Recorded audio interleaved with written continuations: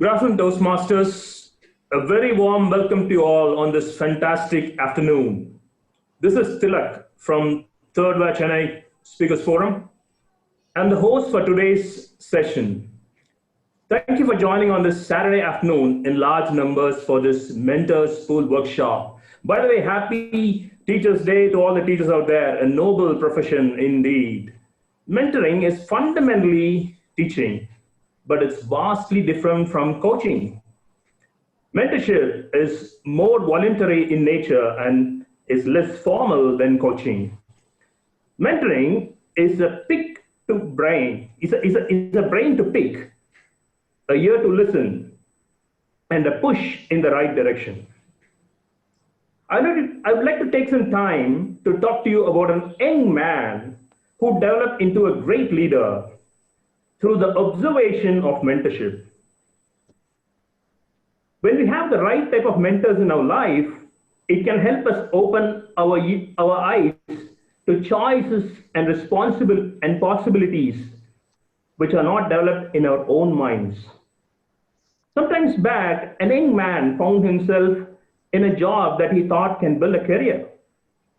This company is an amazing company, and this young man had all the great attributes to become a great leader. Soon the young man was moving up the company ladder, and he got a position where he had a good number of people working under him. He knows that if he would have to become a great leader, he would have to continue to develop his skills and help the people around him. And during this time, he came across a good leader within the same company who had a deep passion for greatness. That person created a work environment which will encourage creativity and innovation. This young man watched this leader from a distance and let his leadership mentor his own. One day, this young man had a chance to meet that great person he admired in one of the events. This young man walked up to him, shook his hand, and said, "Hey, thank you. Thank you for all that you do. You helped me to understand what great leadership looks like. You inspired me to become a better person of myself." A few years later, this young man was now older and running his own company with great success. He was in his office one day. He heard a knock at the door. A young man came in and asked for a few minutes of his time. He said, "Of course." The young man sat down and told the same words he told to his mentor years before. "Thank you for all that you do. You helped me understand what great leadership looks like, inspired me to become a better person of myself." Ladies and gentlemen, mentors don't have to be a parent, a best friend, or a coach. There are great people in this world that do great things, that encourage others to follow in their footsteps and do the same. Stand on the shoulders of these giants and let us become better. Today, it's an absolute honor to have the best mentors from Toastmasters to provide us insight on mentoring. Having said that, moving on to the first segment of this meeting, now to provide an overview about mentorship, I would like to welcome the most distinguished Toastmaster. She has served as the division governor, international conference chair, and the first to achieve distinguished Toastmaster in Chennai. Also, she is the first person to achieve DTM thrice in Chennai. Apart from being a leading Toastmaster, she has been a member of several women organizations. Particularly, she's a member of Cherry Blair Foundation for Mentoring Women in Business globally, a recipient of JRD Tata Mentor National Award from the President of India, and many more awards and recognitions. I have the honor and the privilege to welcome DTM Nina John to provide an overview about mentorship. Over to you, madam.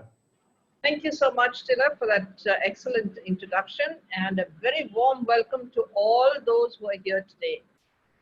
Mentoring is a subject that is vast, unexplored, and yet in Toastmasters, we think we have a handle on it because we have a title called mentor, And we think it's the easiest thing in the world to become a mentor.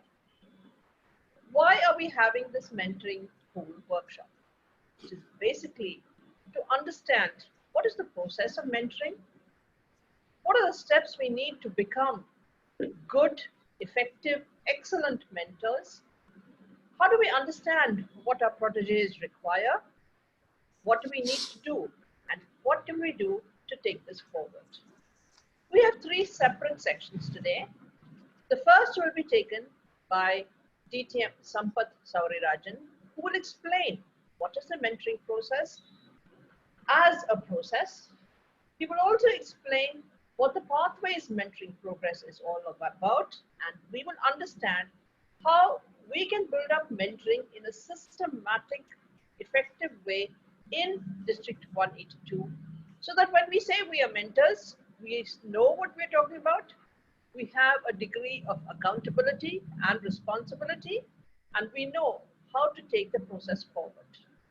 Our second speaker, DTM Saro Velarajan, talks about mentoring speeches, right from the icebreaker to the ISC. In regular Toastmaster parlance, we think a mentor is meant to proofread our speeches. He will do whatever is required, and that's the end of the story. But no, DTM Saro will show us how to actually do it.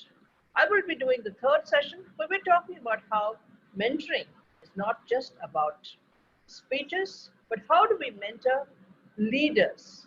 And in Toastmasters, how do we make leaders? That's what we're going to talk about today, and we have question and answer session. I would request all those who have questions at this stage, any stage, please feel free to write them in the chat box. We will look at those questions, and we will be having a separate open house at the end of the session.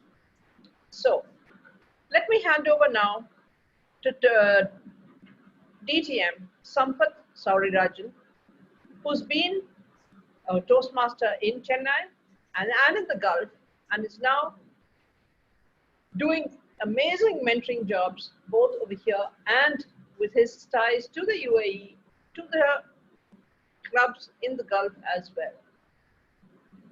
DTM Sampath Saurirajan. Sir, I hand it over to you. Good afternoon, friends from District 120 and perhaps one or two from elsewhere too. Teachers' Day greetings to all of you. It is not very flattering to see number 31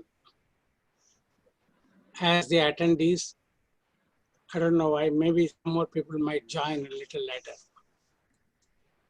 I've been a Toastmaster 19 years plus, and I've been a member of 8 clubs at different times, at present in 2 clubs. If I tell I have renewed my Toastmaster dues by paying my dues more than 75 times, what will you say? I must be crazy. And you may be right. The point is, why should I do that? Because there is something in Toastmasters which, as Dhananjay, I also saw in 2001. See, Toastmasters is a great success as a movement and a system, no doubt about that. But there is no fixed syllabus, no time restrictions, no exam, no pass, no fail, nothing. How then is that succeeding? The secret is in 2 very powerful factors, powerful tools, I can say. One is a proactive tool called mentoring. The other is a reactive tool called evaluation. These 2 have proved sufficient armory over 90 years to make Toastmaster successful and to give satisfaction and delight all its customers. Can we send the quiz now? DTM Lloyd. There is a self-assessment quiz, 10 questions, quickly select 1, 2 or 3, that's all. I can give 3 minutes for that. Please take that quiz.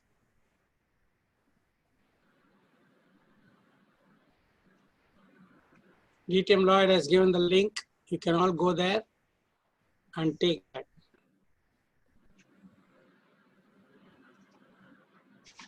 Three minutes timer.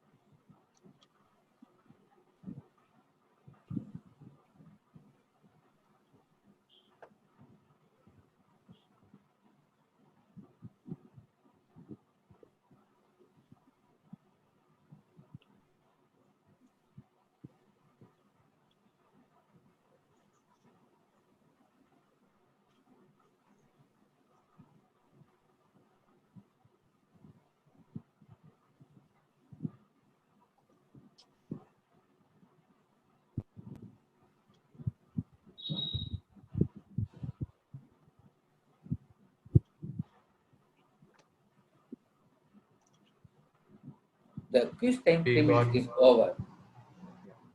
We got 25 responses. Still, I think 5 or 6 people are there to fill the form.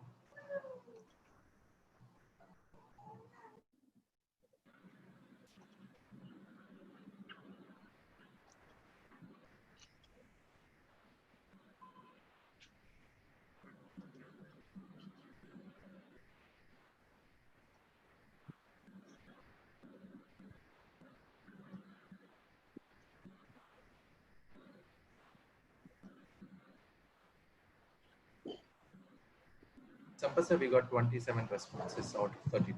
Can we continue now? Yes. Okay, please go to the second slide.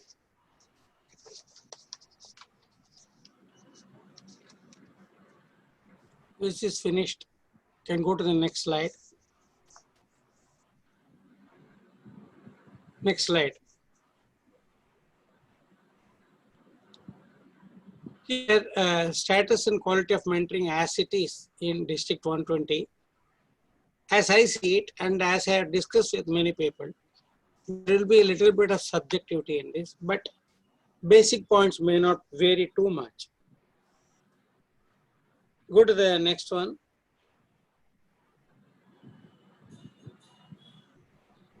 Mentoring is not effective.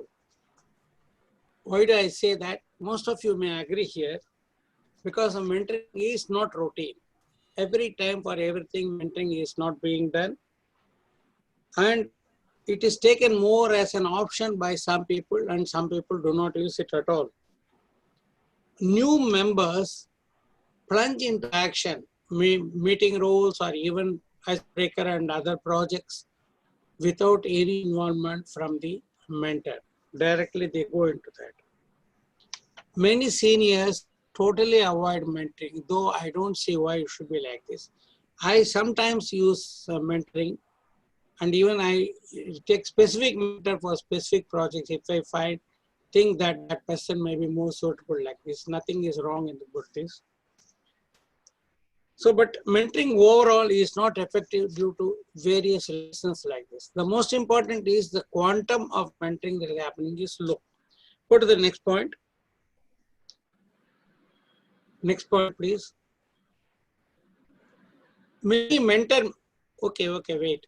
Many mentor-mentee combos do not take off because few understand the value of mentoring. In the beginning, when new Toastmasters join, they don't know much about what is happening about mentoring, and they don't know seriously about what value it can add to their learning process. Most of them have got a notion that completing a project and completing projects one by one, that is the main job in Toastmasters. The culture of excellence is not there. For example, completing a project does not mean that you should do your very best while doing that project. Many times with less time, they are trying to just and do something and get it over with. Because of all these things and various other communication problems, many mentor-mentee combinations do not take off at all. This is another big problem which can be easily corrected. Next point, please.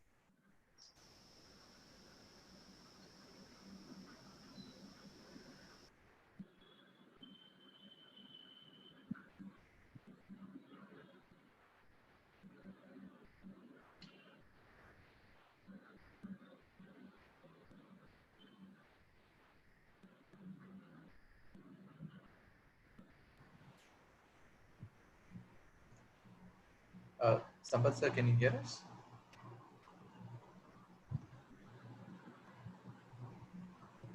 Yes, Lloyd, we can hear. I think Sampath sir's internet connection is gone. Yeah, correct.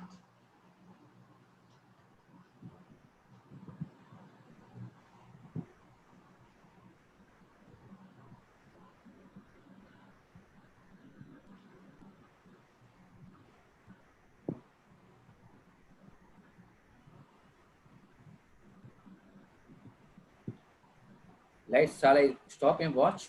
Yeah, you can stop. You can stop. We'll just wait for Sampath sir to join now. Yeah, sure.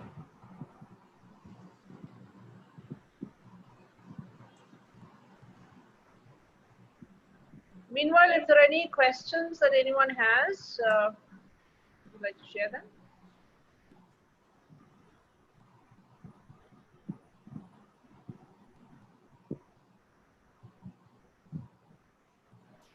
You can share them in the chat screen if you like.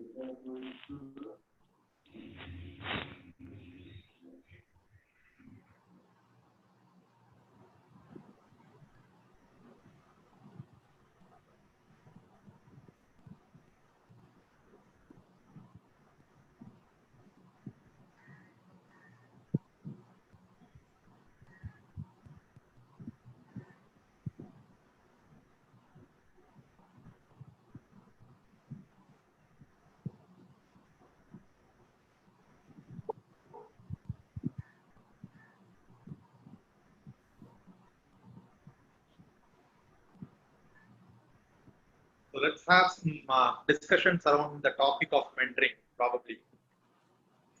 Okay, anyway, there is a question from Dennis John. What should be the dynamics applied in selection of the mentor and the mentee? மிளகெல்லாம் இருக்குங்க அரைச்சலாம் சும்மா இது மிளகு வைக்கிற வேலையில Yeah, can you repeat that question? Can you repeat the question, please? What should be the dynamics applied in the selection of mentor and mentee? Okay. What is the problem you face, Toastmaster Dennis?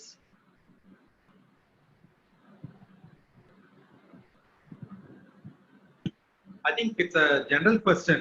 So he's asking if there is any criteria that we have to look at before we select our mentor or mentee. So I can take a shot at it, and Go Nina, ahead. you can add. Go ahead. So when it comes to selecting your mentor, there are a few things that you can consider. So first of all, is your mentor having the time to allocate for you to mentor you to help you in making yourself successful? That is the number one thing that you have to find out, because there are great speakers and great leaders in our community, but unfortunately all of them may not have the time to spend with their mentees. So if you end up selecting somebody like that, and if you are not getting quality time from the mentor, then it's of no use, right? So it's very important that mentor has the time to allocate for the mentees, number one. And number two, the skill that you want to develop, right? So Nina asked you what problem that you want to solve. So the skill that you want to develop through Toastmasters, be it humorously speaking, leadership, communication skill, being salesmanship, whatever the skill is, you should find out if the mentor is probably the subject matter expert in that particular domain. So knowledge is very critical when it comes to selecting the mentor. Hey, by the way, the organizers, please stop me if Sampath sir joins back, right? So I don't want to take a lot of time. So the number one. I have joined in my mobile because my home Wi-Fi suddenly has stopped. Okay, then Sampath, we'll carry on with you. Okay. Can you have the same thing? The second page or third page? Yeah, yes. Am I audible? Yes, Yes. you are.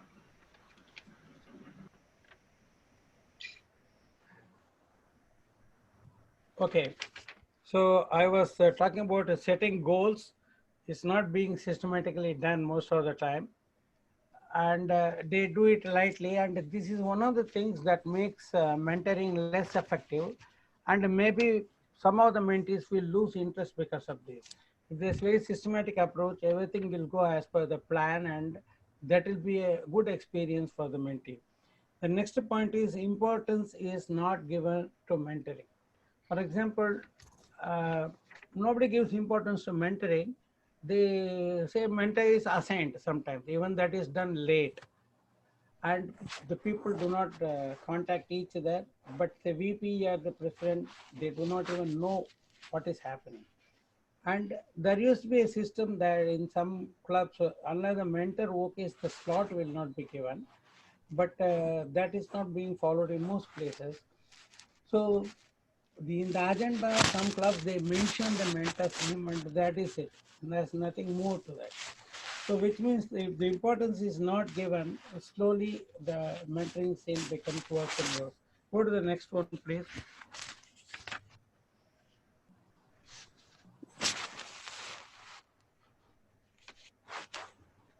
I also want to ask how many mentors may be there now in our district. Every club, in some of the established clubs, there will be many people who will be actively working as mentors, but many of the new clubs and many of the corporate clubs, the mentoring scene is quite pathetic. So I feel that number of mentors may be on the average 1 or 2 mentors may be there per club. Some clubs may be having even half a dozen or more, but some clubs may have none at all, especially the new clubs. So the active mentors are very few, and we have to do something to increase this number. Let us see. Towards the end of my presentation, I will talk about something. Go to the next slide.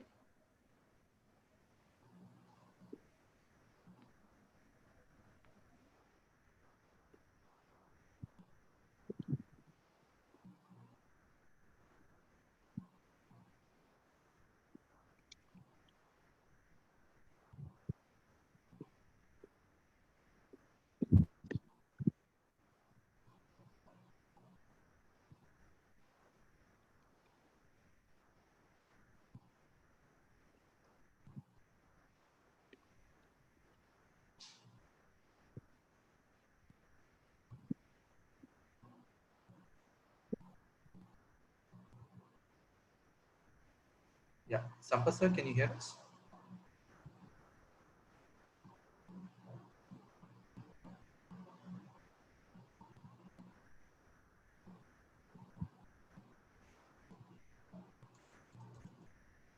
Okay, Sampath sir got disconnected. Sarah, I believe like you can carry on with the question or the discussion you were having some time back. Oh, okay.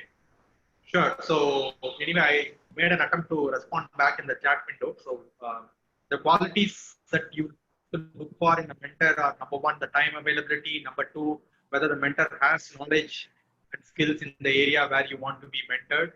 And number three, whether the mentor is a good listener, because there are times when mentors will thrust their ideas on you instead of listening to your own specific problems and giving solutions that match your.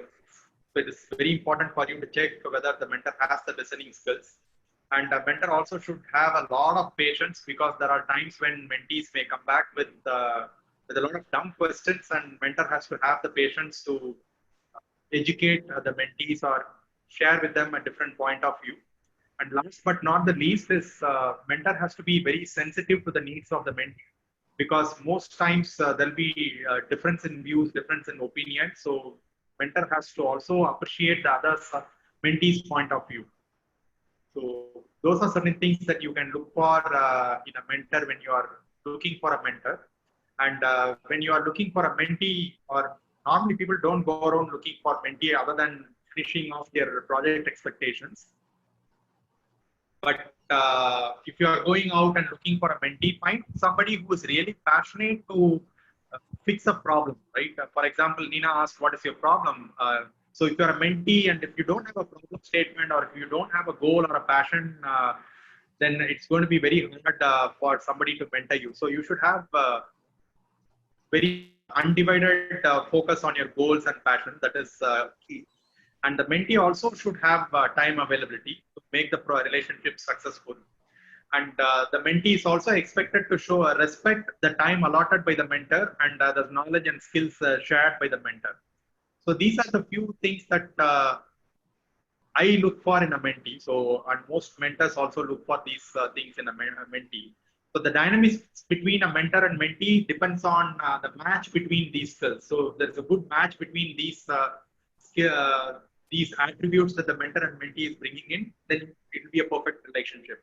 But if the dynamics doesn't match, then there'll be a rift, and obviously they'll walk away, right? So I believe Sampath sir is joining now. And there is a recommendation on geographical proximity, which in fact adds to the process, but it's not like a key requirement in today's world, virtually connected world, where you can meet each other over a Zoom call or a Google Meetup, Google Meet. Still, you can review the performance of your mentee, and there are recorded speeches that get shared over WhatsApp today. But if there is geographical proximity, there is nothing like it.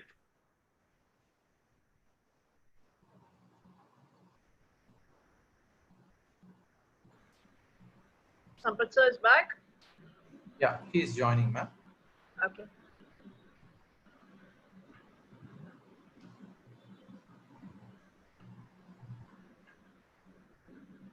But his connection says joining for a long time, so I don't know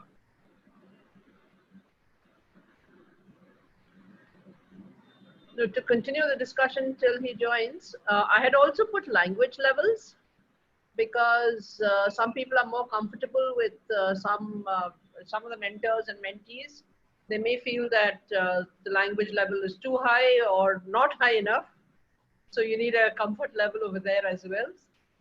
So that's an additional factor. and also the maturity of the mentor and the mentee. Right. I'm calling it instead of age, because age is not a factor at all. So, but the maturity levels do matter. Right. So sometimes you have technically young Toastmasters who are willing or are the only ones available at the club, and the new member may be a much older person. So if he's a senior person at his organization, he may not always take kindly to a very young Toastmaster unless that Toastmaster has proven levels of maturity, as Saro said. That makes a lot of difference. The comfort level, both have to be able to work with. That's also important.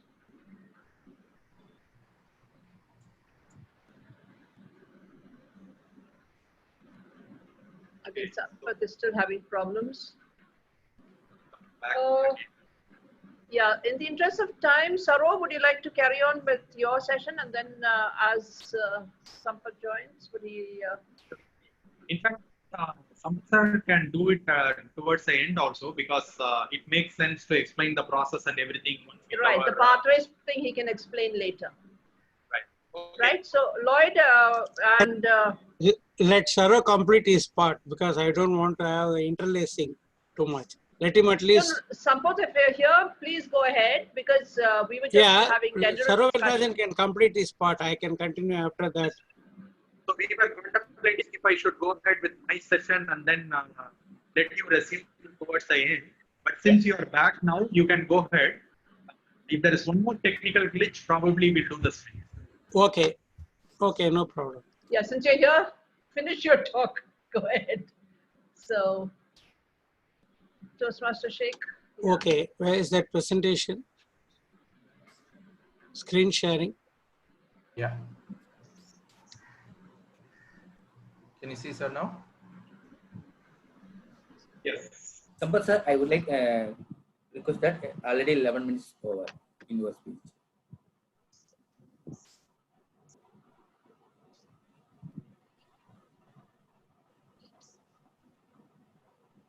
Yeah. Sampath sir, can you see the screen now?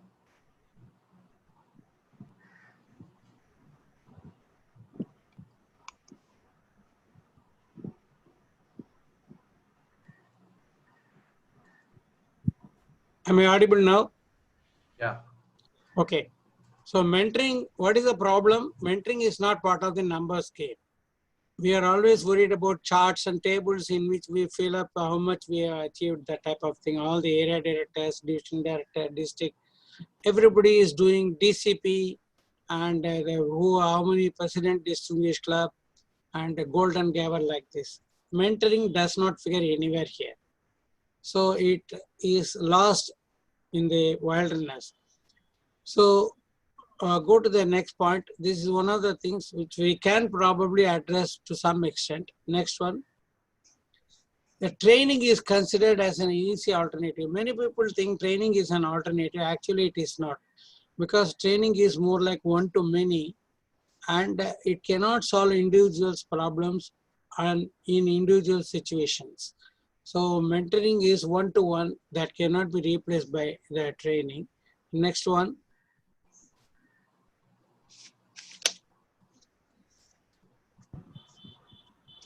Next point. Mass emails and other communications, they do not help. For example, by sending emails or WhatsApp messages, nowadays you find people are very poor in responding to this, and it really doesn't happen. But mentors and mentees being in contact one-to-one, they can do a much better job. So that is why the people think by sending this, many of the announcements, they come in the emails, but mentoring cannot be done like this. Overall, there is no ownership. Now, who is the boss? If you ask the question for mentor, there is nobody is the boss. The president of the club and VP, they all have their own headaches, their own worries. They are not really bothered about this much, except that they know it is important. Once in a while, this is something. But ultimately, the real boss, where the buck stops, is the individual member. The individual member has to make sure that he is mentored properly, otherwise he is the loser.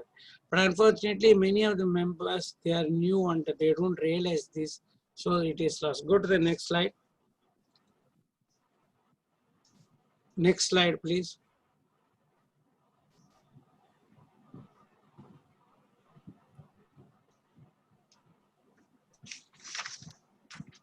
So what is the solution?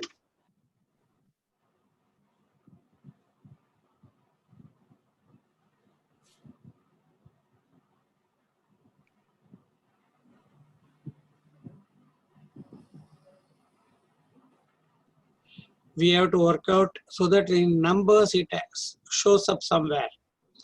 One of the things is the number of mentors that we will create as per the Pathways program that I will come to later.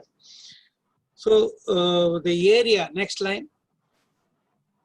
What the area can do. I feel area is quite close to the club. They are only having 3-4 clubs and the amount of direct interaction is possible for them. So area can do something. What the area can do, this is just a thought. When they do the area visit, they have got certain parameters, but they can add up checking about the mentors also as one of the parameters.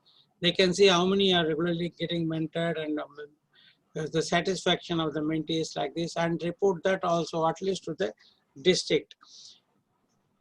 So this checking, encouraging, etc. can be added to area's responsibility during their visit. Next one.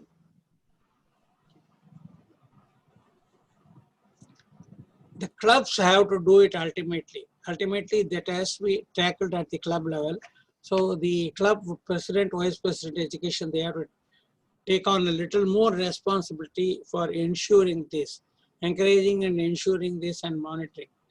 So to help that, I have proposed appointing one person, next line, you can go to the next line, as a club mentoring coordinator, so that it doesn't become a big burden on the president and the VP. See, for example, this mentoring coordinator will be like an ombudsman only with respect to mentoring activities in the club. So you will check every performance in the club, every meeting you will see. If some people are very bad in their performance, as a speaker or evaluator or a role player, then he can talk to them and then talk to their mentor and try to improve the situation, trying to get some help. Okay, go to the next one. Now we will come to the how we are trying to organize this. This is the D120 mentoring pyramid. It's the inverted pyramid. Show the full slide. Individual members on top, the club mentoring coordinators, then division MPC, that is mentor pool chairs, and the division mentor pool committee, whatever it is, and area directors and presidents, and then the district MPC and the district trio. This is the way I look at it. Go to the next slide.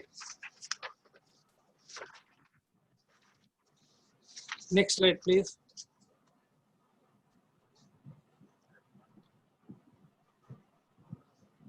Next slide. The division, district MPC, we all know, the overall in charge to coordinate with the divisions and make certain policy decisions and some plans and targets. And then through the divisions, the person, district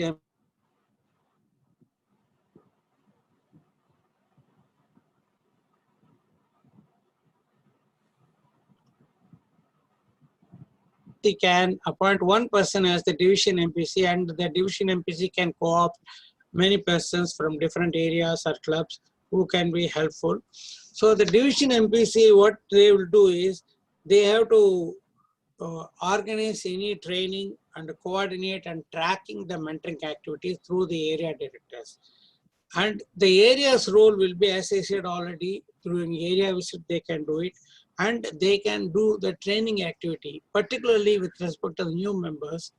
In a single club, if you see number of new members, maybe 5-6 only at any time in a 6-month period. But if you take an area, total 20 to 30 people you can get, area-wise, we can organize many training activities, particularly for the new members, all the orientation activities, and the initial knowledge about Toastmasters structure, meeting rules, etc. These are not systematically being done in the clubs. Some clubs simply send them some materials. The materials do not really mean anything because some people may not read it. They may not be clear about it. They just leave it at that. So the area's role is to organize this new member, they are taken care. And there is one additional thing also I will tell about the area. The speaking skills for the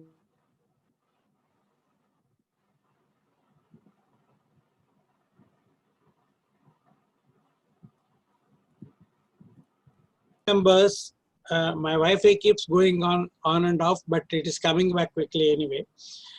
For the new members, there is no CC manual background. So they will suffer when they go for contests. They will suffer when they go outside to speak. as a general speaker, they are not able to develop all the, even today in the Toastmaster forum, there was a discussion in the Facebook forum about CC skills not being there available for the new members. So this also can be plugged in by the area by organizing. So there are two ideas which I have discussed with the district director already. We can make some plan, whether through the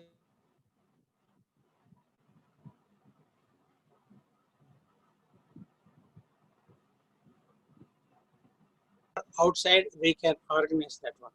And then finally, the club mentoring coordinator, he has got a big role to play. He has to track and ensure individual mentors' orientation, training, and his level of comfort, and overall mentoring evaluation, ensuring effective mentoring, everything comes for him. I will quickly rush. Okay, go to the next slide. This is the way we want to organize. And what is the training process? Like a district training like this, today's TLI, we can organize once in a while. But as I said already, the participation is not up to the desired level. Then the division can best do the Zoom type of training, because division has the right type of numbers, maybe 300 to 400 members, out of which if more than 100 attend also, I will consider it a success in modern times. So the division can address this training needs much better, particularly because nowadays clubs are not doing proper planning about training. Some clubs are sick, they are not able to organize even good meetings. Other clubs are having too many members, they don't have enough slots, there also it suffers. So the next one is area level, which I already talked about. Go to the next one. Next is area. Okay, I already told about. Then club level, there are some evergreen topics like evaluate, motivate, table topic training, and the contest-based training. All these things come mostly under the clubs, this one, and the mentoring is also there. There is a very good mentoring resource even in the traditional thing under the successful club series. People can refer to that. There is a lot of information available there also. Go to the next one. Now we come to the Pathways mentoring program. Pathways mentoring program has got a 4 project system. It is in level 2, 3, 4, 5. In level 2, we all do that introduction to Toastmaster mentoring. And in level 3, there is a prepare to mentor. It is, there is no speech, there is no activity, but only study is there. In level 4, you can go to the total page, you can go. Continue, next. So in level 4, 8410 is called mentoring. No. The mentoring is actually a capsule mentoring, single project mentoring to understand and use some of the things learned in the first 2 projects. So only one project, in that you learn about establishing the communication and then making a plan and goal setting, etc. in a little way. And then the 8500 is advanced mentoring. It is a full-fledged 6 months project in which the mentor and mentee they establish their communication mode, they make their goal setting, planning, and then the plans are executed. One by one, the projects are done, and a monthly checking, everything is being done in this. If you complete all these 4 projects, mentor award is there, Pathways Mentor Award that is given. But if you complete Pathways Mentor Award and also one full path, you get a mentor designation. Toastmasters International officially calls you a Pathways Mentor. This is like a special this one position which was never there before. So everybody was a mentor or not a mentor, but there was no official recognition for this. Go to the next one. Next one, please. So resources for mentors. Actually, I am going to rush through the same 4 projects. You can go the full page, you can go through that. So the introduction to Toastmaster mentoring, we talk about a mentoring in Toastmaster, who is a successful mentor, mentoring versus coaching, the differences, comparison, and then your experience in life. When you make a speech, you talk about when you were mentor or when you were mentee, bring some of those anecdotes and then make your speech. This is the first one, it gives you some initial background. Go to the next page. This is the level 3 project, only prepare to mentor. In Pathways, we have got some projects which are called prepare to. So like a prepare to speak professionally. It is not to make a professional speech. Toward the end of the project, you make a speech. But the prepare to is you really get prepared so that in future you can do that job any number of times. But prepare to mentor is similar to that, and there is not even a speech in this. Go to the full page. Go to the full page, please. So here we study mentoring and reflect on your own strength, assess your readiness for becoming a mentor. So you really get prepared so that you can go to the next project. Go to the next slide, which is 8410, that is do mentoring. This mentoring projects is a single project mentoring. Go to the full page. In this, we have got many things we learned. Steps to become a better mentor, 8 steps they are giving, organizing the interaction between the mentor and mentee, smart goal setting, planning, and then completing that single project. At the end, there is some evaluations also for the mentoring. Go to the next slide. Next slide. Here, this is 8500 advanced mentoring. This is a 6-month exercise. So let us say in 6 months, a person can do 4 projects and he can do all the roles in the meeting role, all the 6 roles, and he can do some evaluations. So through all this one, the mentor can guide the person. Go to the full page. So communication tracking, protege success plan, mentoring evaluation, and monthly goal check to split the 6-month problem into monthly what you want to achieve and then stage by stage you do it. These are all the resources. You will learn about all these things while doing these 4 projects actually.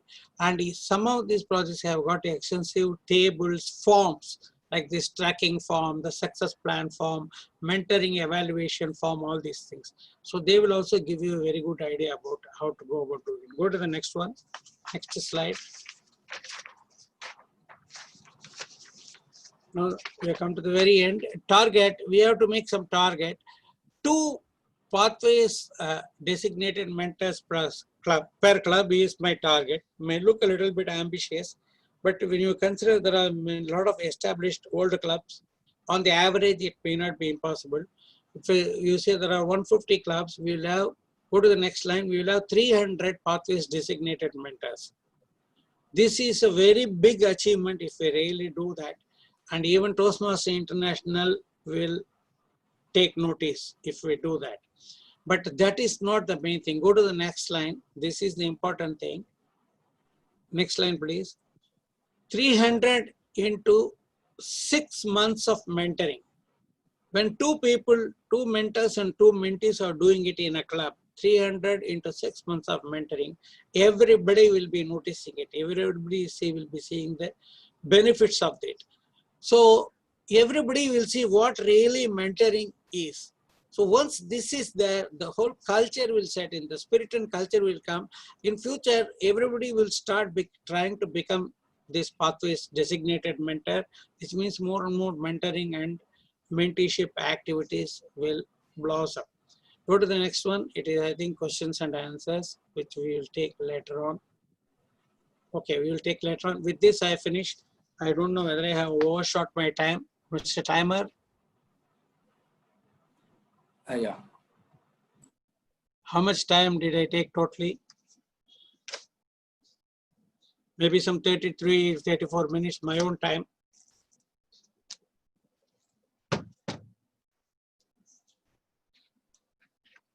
Timer, you have to unmute and speak. Sorry. Yeah. It took totally 24 minutes. 24 only? Yeah. Okay, you actually separately timed the whole thing. The total time is more than 30 and probably Saro took 5-6 minutes. Because of this, I rushed it a little bit. Anyway, these are the points and we are going to give the handout or the mail out as I call it. So with that, people can see. See, there are still 30 people. The Baskin Robbins has gone 30 only now. Okay, thank you very much. Back to TTM Nina Jan.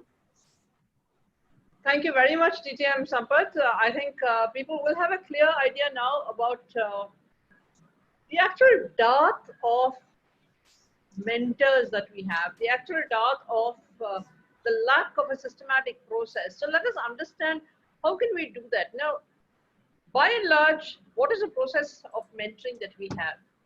A guest enters a club.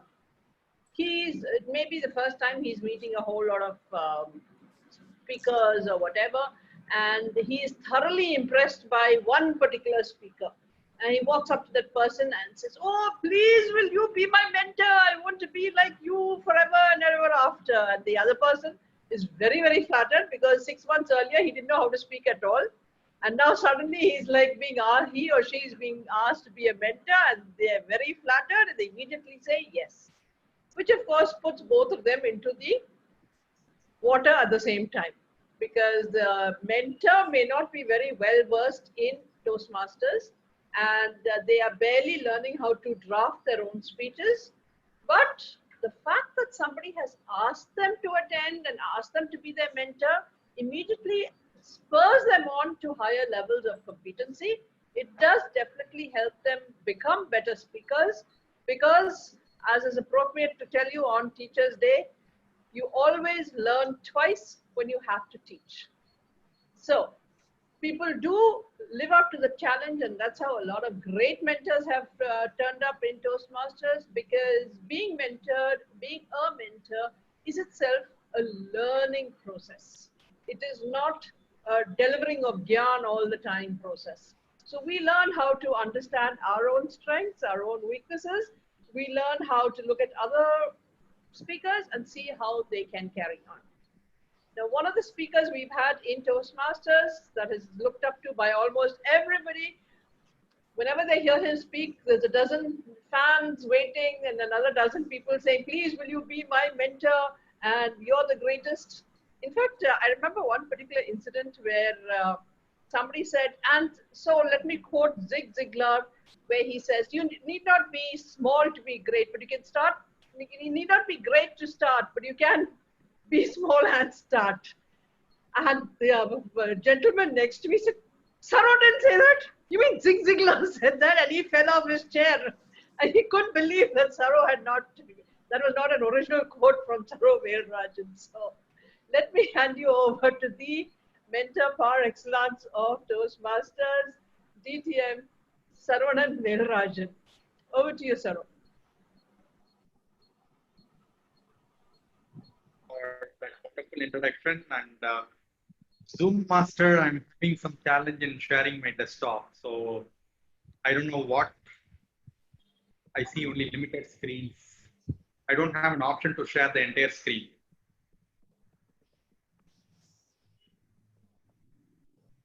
Lloyd, are you controlling it? Yes, Lord. Saro, even recently I'm also not seeing the screen option. When you click on the share, can you click on the PPT and you can share the PPT, Saro? Even the screen option disappeared. Nowadays, I'm not seeing that option. Earlier, we were seeing the screen option, right? No, I see only like whiteboard, Finder. Can you open the PPT in your laptop now? Can you keep it open? Okay. It's open already. Keep it open. Now click on share. Ah, okay. I see it. Okay, got it. Yeah, okay. Thank God. Okay.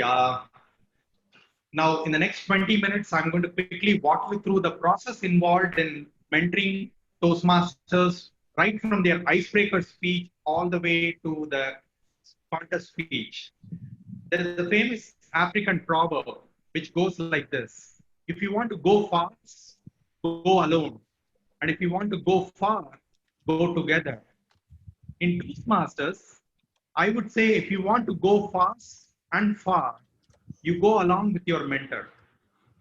So mentoring is very critical to the success of your communication and leadership journey. And I'm going to focus today on how you can leverage mentoring to develop your communication skills. And if you are a mentor, you will learn techniques that you can use in reviewing your mentee speeches, right? Irrespective of whether it's a project speech, a contest speech. That's what I'm going to cover in the next 20 minutes. for people who are very new to the mentoring process, let me show to you the stages involved in speech script review. Obviously, the first one is booking your speech slot, which you will do with your VP education. You will work with your VP education to book your speech slot. Number two, this is a very important step. And if you are a new joinee in Toastmasters, probably you will not have as many ideas to write your speech script. So you will be consulting your mentor for ideas. As you mature into the communication journey, probably you will come up with your the speech related idea yourself. So you may not be even consulting your mentor for ideas. Then you will spend some time in crafting your speech. Then you are sending the script to mentor for review. This whole process will take roughly 2 weeks. So don't book for a speech slot this Sunday and start rushing to write a speech script. Spend adequate quality time to come up with your speech script. And if you want to do a good job, you will have to allocate at least 2 weeks. From the time you book your slot to the time you are sending your speech script to your mentor for review, plan for at least 2 weeks. Then your mentor looks at the speech, reviews it, and shares the feedback. Then you will incorporate that feedback, do a dry run yourself, and you can also do a dry run with your mentor. Like Tina mentioned before, if you are geographically closer to the mentor, then you can even meet in some location and do an in-person rehearsal. But if you are geographically separate and long distance to travel, then you can even do it over a Zoom meeting or meet.google.com, which is absolutely free. So do a dry run or a rehearsal with your mentor. Especially if it's a contest speech, it's very important for you to at least have some dry run with somebody, do a rehearsal with your mentor, so that you fix some of the gaps and polish your speech. Then comes the performance at your client. So this whole process will roughly take a week, right from the time you send your speech script to your mentor for review, all the way to delivering and performing your speech at the client. Allow 1 week. So net, you have to have 3 weeks for the whole speech. So an ideal pace of delivering speech at the club would be 1 speech a month, where you plan your speech 3 weeks in advance, and these are the different stuff that you do for the 3 weeks. Once you are done with your performance, and if your mentor is part of the same club that you are, and if your mentor is attending the club meeting, then obviously she or he can give you feedback instantaneously. But there are times when your mentor is part of a different club, so you can record your speech and send it to your mentor for feedback, and you can have an offline discussion after sharing that video, so that the mentor can offer quality input back to you. So these are the different steps involved in getting your speech script reviewed, and you do your performance and get the feedback finally from the mentor. If you are a new mentor and if you are getting a speech script to review, so where would you start? So there are a few things that you can look for in a speech. I've highlighted some 7 things that I typically look for in a speech, and I want to share those techniques with you. The first thing is adherence to the project objectives. This is very critical because in Toastmasters, irrespective of whether it is traditional competent communicator manual or it's space, each speech in the club has a well-defined set of objectives. One of the mistake that I used to do in the past was I will look at whether the script is nice, interesting, structured, then I'll say good to go. But I will not cross-check the script with the project objectives. But as I evolved as a mentor, I started asking the mentee for the project objectives, and I started reviewing the speech against the project objectives. So it's very important that the speech is reviewed against the project objectives.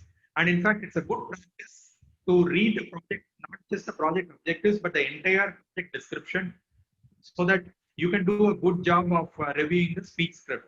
Because the project description gives you techniques that you can use to craft your speech, and you can find whether your mentee has adopted some of those techniques in crafting their speeches. The next thing is speech type. There are 4 different types of speeches in this world. We categorize any speech into any of these 4 broad categories. The first one is informative speech. The second one is entertaining speech.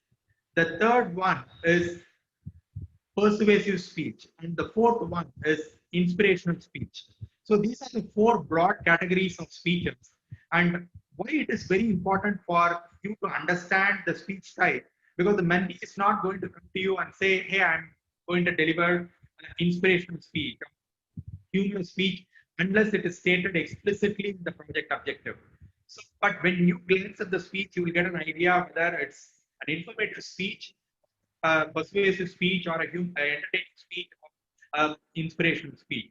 So the moment you get an idea of the speech type, then you can check whether there are certain key ingredients baked into that speech. For example, if it is an informative speech, there has to be some research done on the topic, and that information has to be presented as part of the speech. Number one, the research.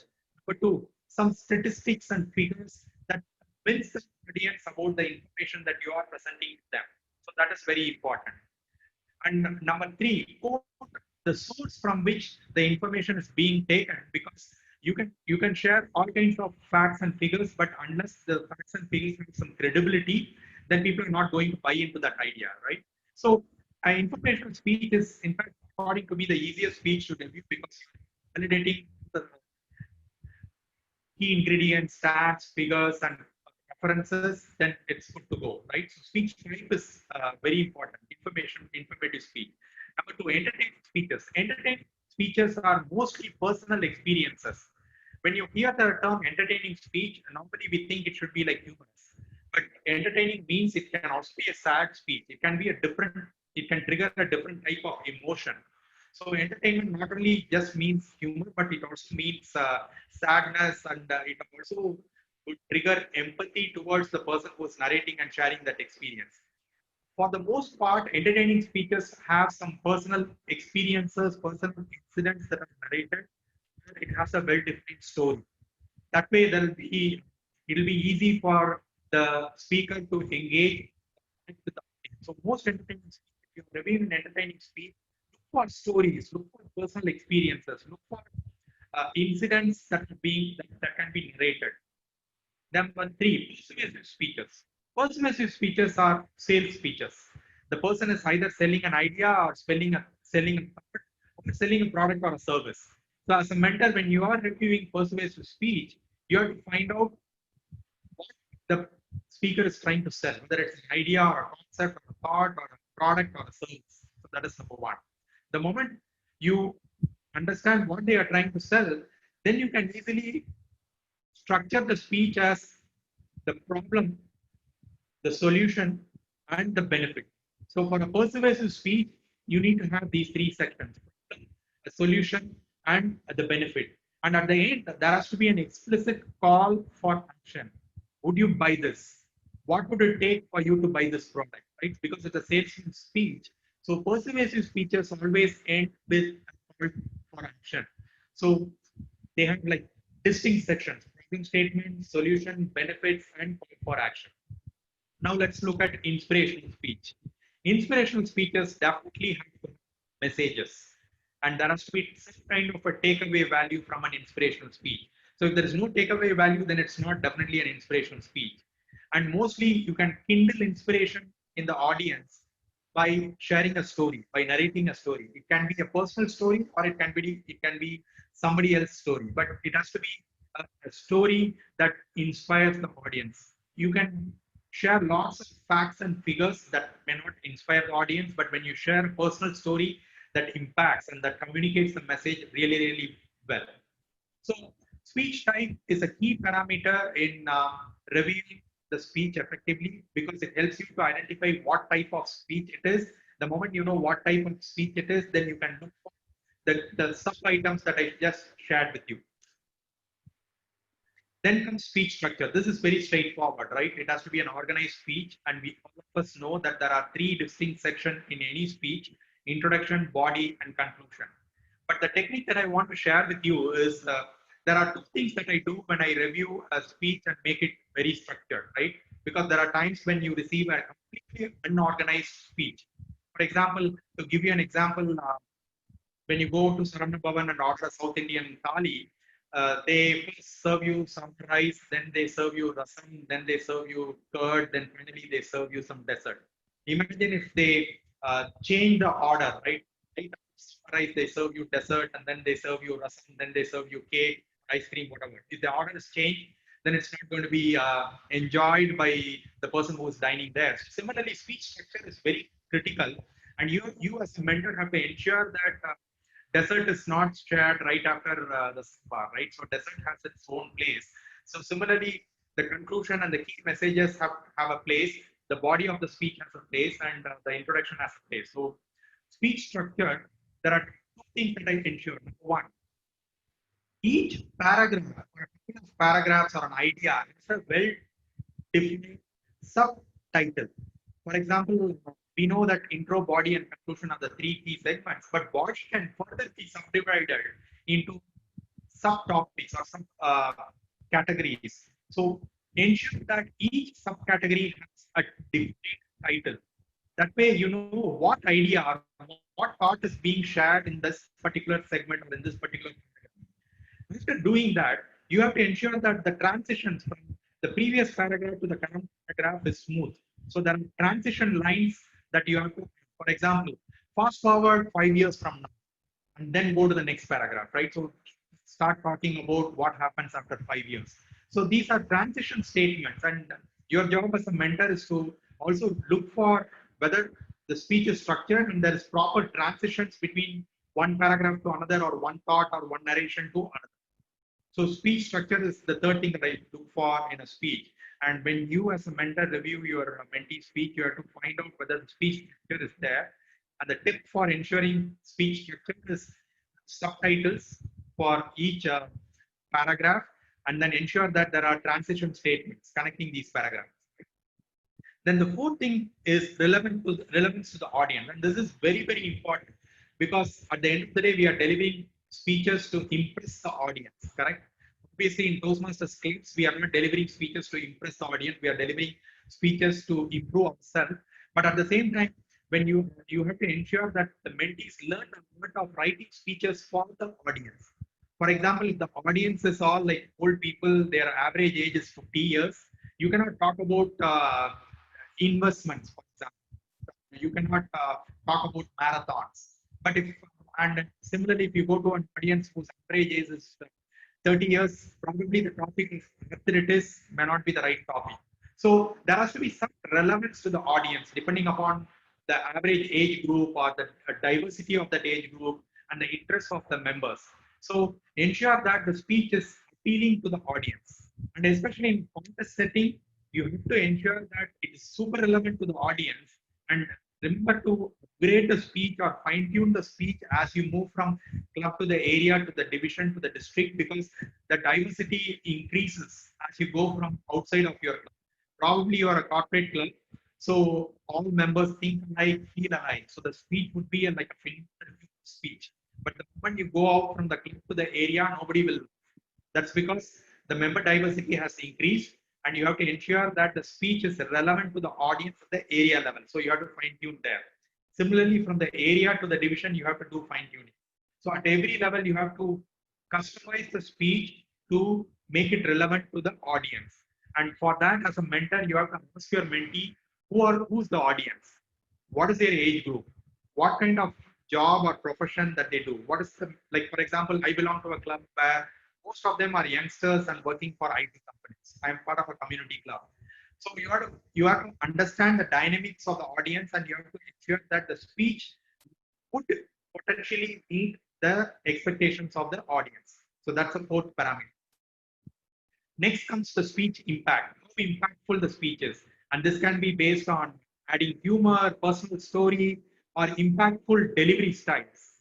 How you, for example, with the voice modulation, with hand gestures, with the stage usage, you can improve the impact. And you, as a mentor, you have to find out whether the speech has scope for introducing gestures, for vocal variety, stage usage, all of that. Then very important, adherence to time limit. On an average, a speaker can speak 125 to 150 words a minute. So for a 5 to 7 minutes speech, you can do the math and ensure that the speech doesn't have like 1,500 words for a 5 to 7 minute speech. So adherence to time limit is important. And the longest item is what is sentence formation and grammar. But the first thing that a new mentor tries to do is fix the grammatical errors and sentence formation errors, right? But that's something the last that you can look for. So the most important ones are the project objectives, type of speech, structure, relevance to the audience, impact that the speaker wants to make on the audience, and the time. What are some do's and don'ts? So some best practices, right? Show them how to make it more impactful for juniors. So for juniors, you can even rephrase the sentences. You can even include a short narration to show them how you can make them impactful. For example, introducing dialogues instead of just narrating a story. That can make it much more impactful, right? So you can modify the speech for juniors, but as they mature, don't do it for all people that you're mentoring, right? They have make them do the homework, and it's your duty to review the speech and for quality feedback, because you cannot just say looks good, because then if you say looks good all the times, then the mentee is not going to come back to you because they don't see a value in coming to you. So review and offer quality feedback. We all believe in Toastmasters that even a world championship speech can be improved, right? So as a mentor, you have to ensure that you offer quality feedback for your mentee speeches. What are some of the don'ts? Don't change the total style of the script, because the style belongs to your mentee. Your job is to improve the effectiveness of the style, not to completely alter the style. So don't alter the style completely. And don't encourage your mentees sending the speech scripts late. For example, if they are sending it a day before the actual performance, don't review it. Tell them that you have to send it at least 3 to 4 days in advance for them to get some feedback from you. And whitewash speech reviews. For example, don't, oh, phenomenal speech, and I have not seen a speech like that before, and all that. So give honest and balanced feedback. Now, what can you look for in an ISP speech in addition to some of the things that we covered, right? The first thing is message. No message, no speech. This is something that I learned from one of the world champions. No message, no speech. So a world championship speech has to have a message, and that message has to be very crisp. For example, Dhananjaya's speech, I see something in you. Or my car's speech, the victory is not in the result, the victory is in the try. So the message has to be very crisp. Number two, stories. As adults, we also love stories. Though as children, we have heard stories when we were eating food and when we are going to bed, we still love to listen to stories. So it's very important that ISC speakers have stories, because stories increase the connectivity. Stories provide you option for showing vocal variations. Stories provide you an option to play with dialogues and gestures. So stories are very key ingredient of an ISC speech. Then humor. Most of the times when we hear the term ISC speech, we think of speeches where the mother is in a wheelchair, or uncle is in the deathbed, or a friend has got addicted to drugs and died. But if you listen to all world championship speeches, they are all humor speeches also. So ensure that there is humor in the speech. Then it's very important that the basics are covered, right? The rhetorical devices, similes, analogies, triads, metaphors, alliteration, quotes. So each of these add color and flavor to the speech, especially rhetorics help the audience to visualize what the speaker is saying. So it's very important. For example, my heart is broken like a jar dropped on the floor. The moment you say this, audience will visualize jar dropping on the floor. So that is the power of rhetorics, and it's very important to have rhetorical devices in the ISC speech. And last but not the least is the speech has to be unique. When I say unique, it has to be original. You cannot copy from somebody else's speech and put it here. You cannot something that you learned from the internet and customized it for you, right? So the speech has to be original, and it also has to stand out from the crowd. So what are some techniques that international speech contestants use to stand out from the crowd? For example, the speaker from the Middle East who the power of words, he started with a cigar. He started lighting his cigar, and then he looked at the audience and said, "What?" Right? And there are speakers who go to all the way to the extreme of wearing underwear over the pant. And I don't encourage anything of that sort to stand out from the crowd. But Darren Lacroix, he fell flat on the floor when he started the speech. So there are gimmicks that the world champions use to stand out from the crowd.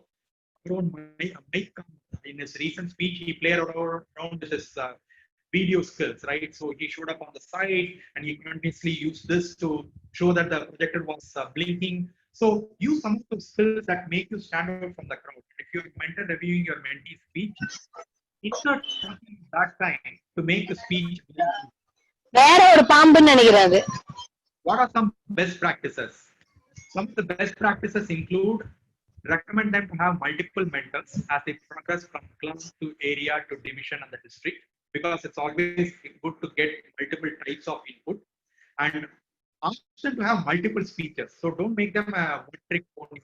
So Dhananjay Hettiarji once said, if you want to be a world champion, every speech of yours should be a world championship speech.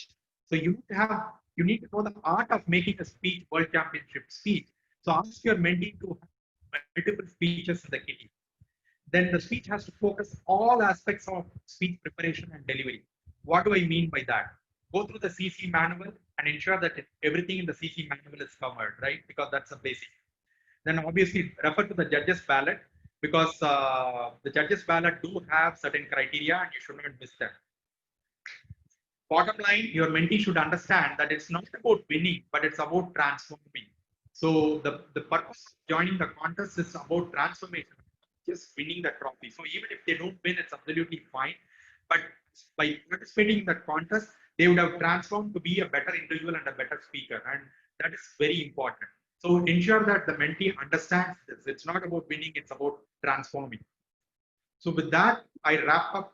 Probably we can do the Q&A at the end, and I'll return control back to Madam T.M. Meena Jha. Thank you, Saro, and welcome to everyone for this. I think those of you who listened carefully to that speech would realize when you start as a Toastmaster, you're drafting a speech, but with good mentoring and with good effective evaluation and assessment and review at every step, you learn how to craft a speech that is good enough for the club, the area, the division, and the International World Championship contest. Thank you so much, Saro, for that great session. We move on now to discussing what is mentorship all about and why do we need mentorship in Toastmasters. When we talk about mentorship, there are many names that come to mind. As our host Tilak quoted right at the beginning, if I stand and see further, it is because I stand on the shoulder of giants. And indeed, that is true. Every one of us has learned something from our teachers, our families, our colleagues, everyone, all of which go together to make us a better person. And in Toastmasters, we are trying to see how can we do this in a better way. And we're also looking at how can we make this a more holistic process.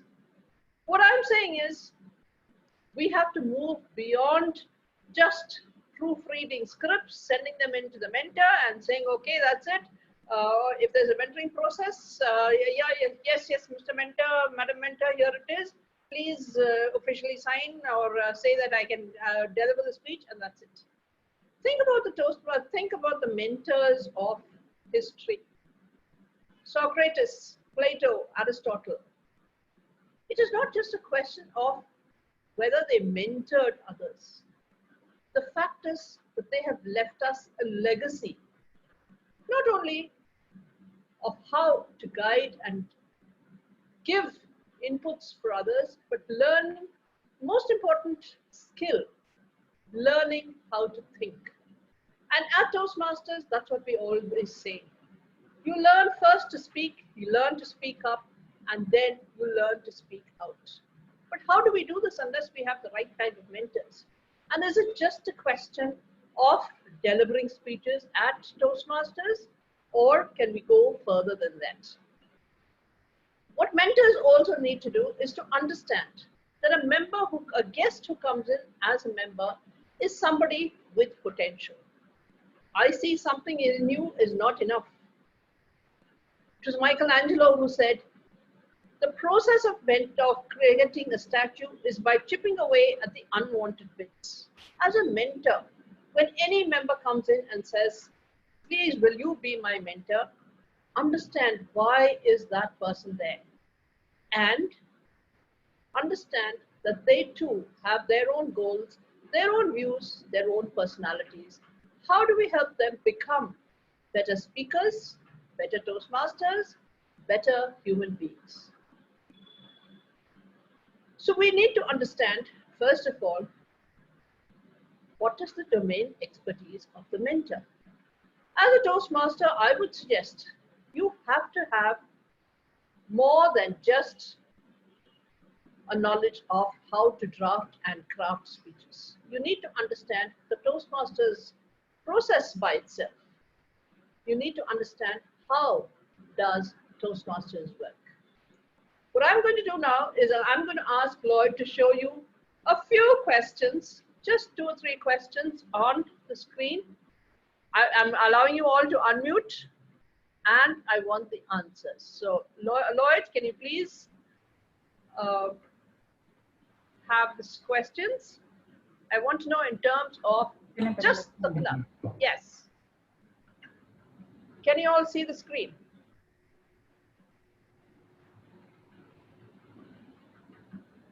We're talking about the values and impact of just the club level. So in the first question, in the absence of the president, who can preside? Vice President VP, Education. VP Education. Who else? Education. Only these two? Then the VP membership. Okay. IPP. Sorry? So IPP can preside. Any ISCOM members can do. Okay. Now suppose you have an event like this where everyone has, so this brings us to another question. You have something like a district event.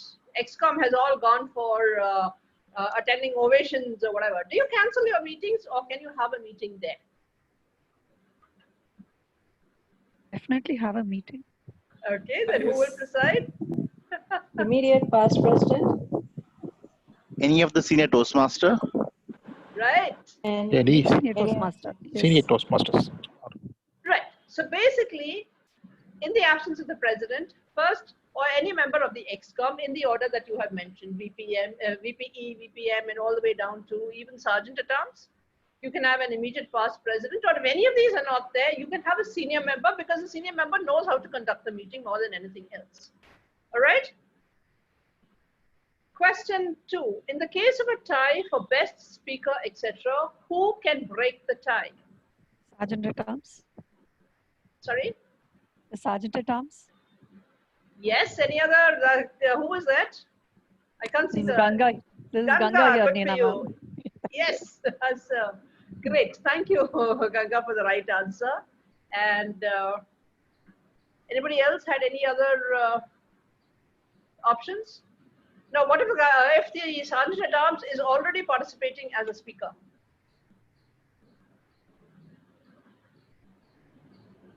Can he or she break the tie? In that case, would that be the president? president has to do. I'm just taking a stab in the dark here, ma'am. Absolutely. So anybody else, since the presiding officer is usually there in front, perhaps the secretary or somebody else, another member of the XCOM who's not presiding or not in front kind of thing. Yeah. All right. So remember that. Now, one of the things you need to remember is whatever you do at the club level is going to be replicated at other levels. So even when you're a judge, remember the first thing that they train you when you're being a judge is you have to break the ties yourself. So remember, even at this stage, you should be able to break the tie yourself and get on to what is, decide clearly what the thing is. Most important question, what is the definition of a club? What is a club?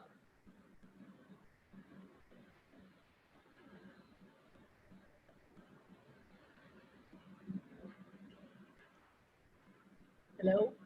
What is a club? A group of people working towards a common goal. Okay. Any other answers? I'm afraid my screen is going black. I can't see the names. So can you please announce your names when you're saying this? So whoever just spoke. Hello, ma'am. I'm Manikandan from Titans Toastmasters Club. Thank you, Toastmasters Manikandan. Any others? Mutually supportive group of people. Okay. Who was that? Vijay Rangan. Vijay Rangan. Thank you, sir. Any others? No, I won't quite accept that definition. Neena ma'am, Ganga here again. Yep. In our context, it is a club in good standing, as in enrolled with TI in proper fashion. Good Given try. the context in which we are speaking. As you would say to one of your students, keep trying. Right. You try the next one. Okay. Anybody else? One more try. Yeah, Sheikh Abdullah. Yes, As sir. a timer. Yes, sir. Create opportunity to develop the communication skills. All of you are right to a certain extent, but what the answer I really wanted is the fact that the Toastmasters Club is the single administrative unit of Toastmasters International. All right? So only the club has an existence. So only a club can have any kind of activity. So if you're looking, for example, having a bank account, only a club can do that.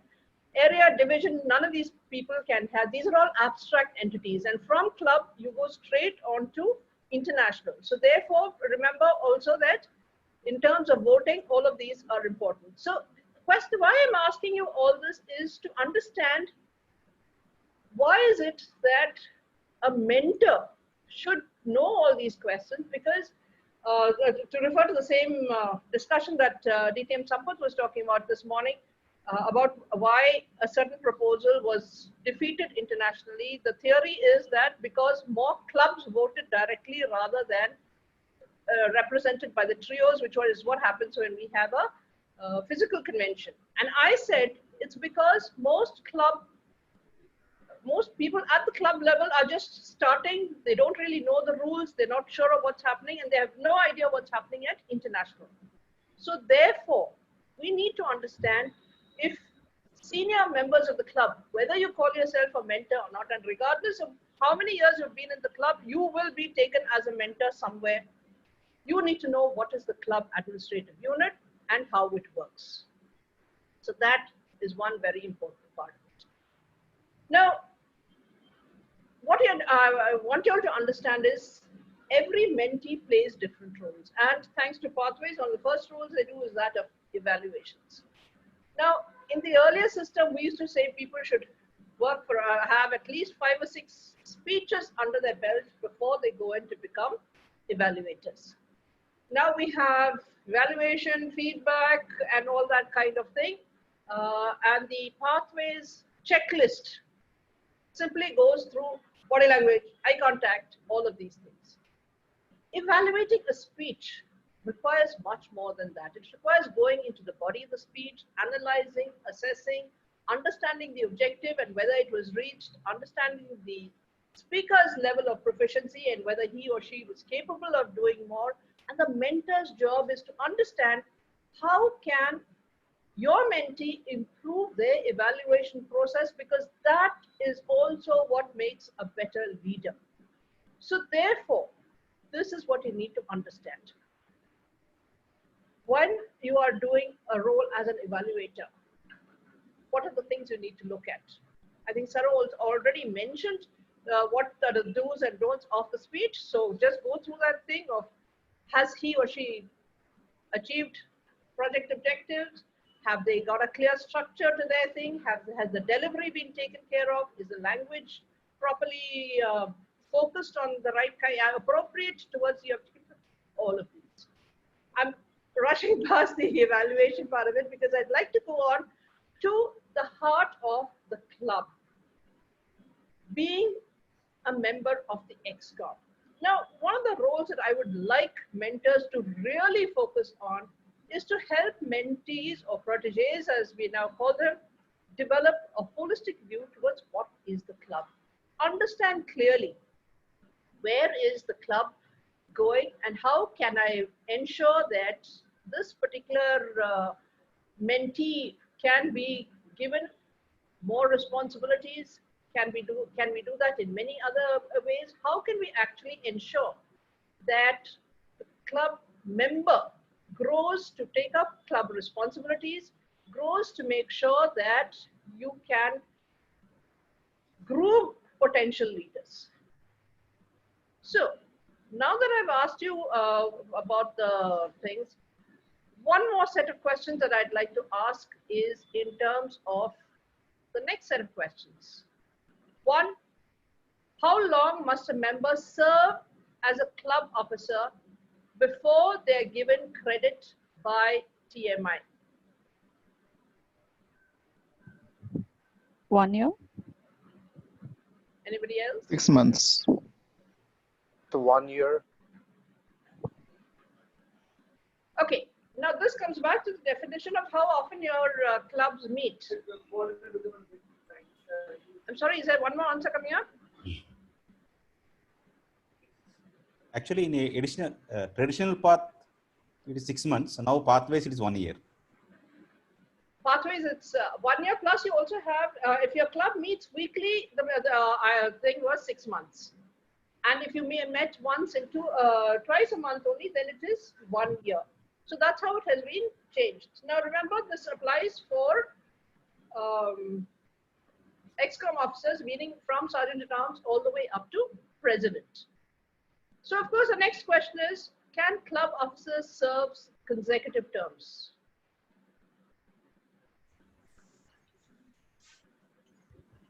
Yes, yes.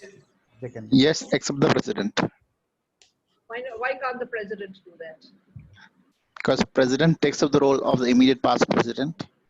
Okay. And?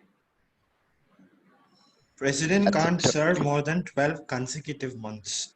Is one whole term if it's an annual club, or 2 consecutive terms in a semi-annual club. All right. So basically, we don't want people to be presidents for more than 1 year consecutively. They can take a break and come back, but they cannot do it consecutively. Now, my question is, what are the use of being an ex-com? What do you learn from being an ex-com officer? Anybody who in the audience who is an ex-com officer, can you please tell me what did you do and how did it benefit you?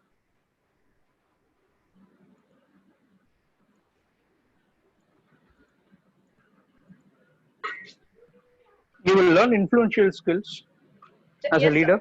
Yeah, Meno was speaking, and what was your role and what did you learn?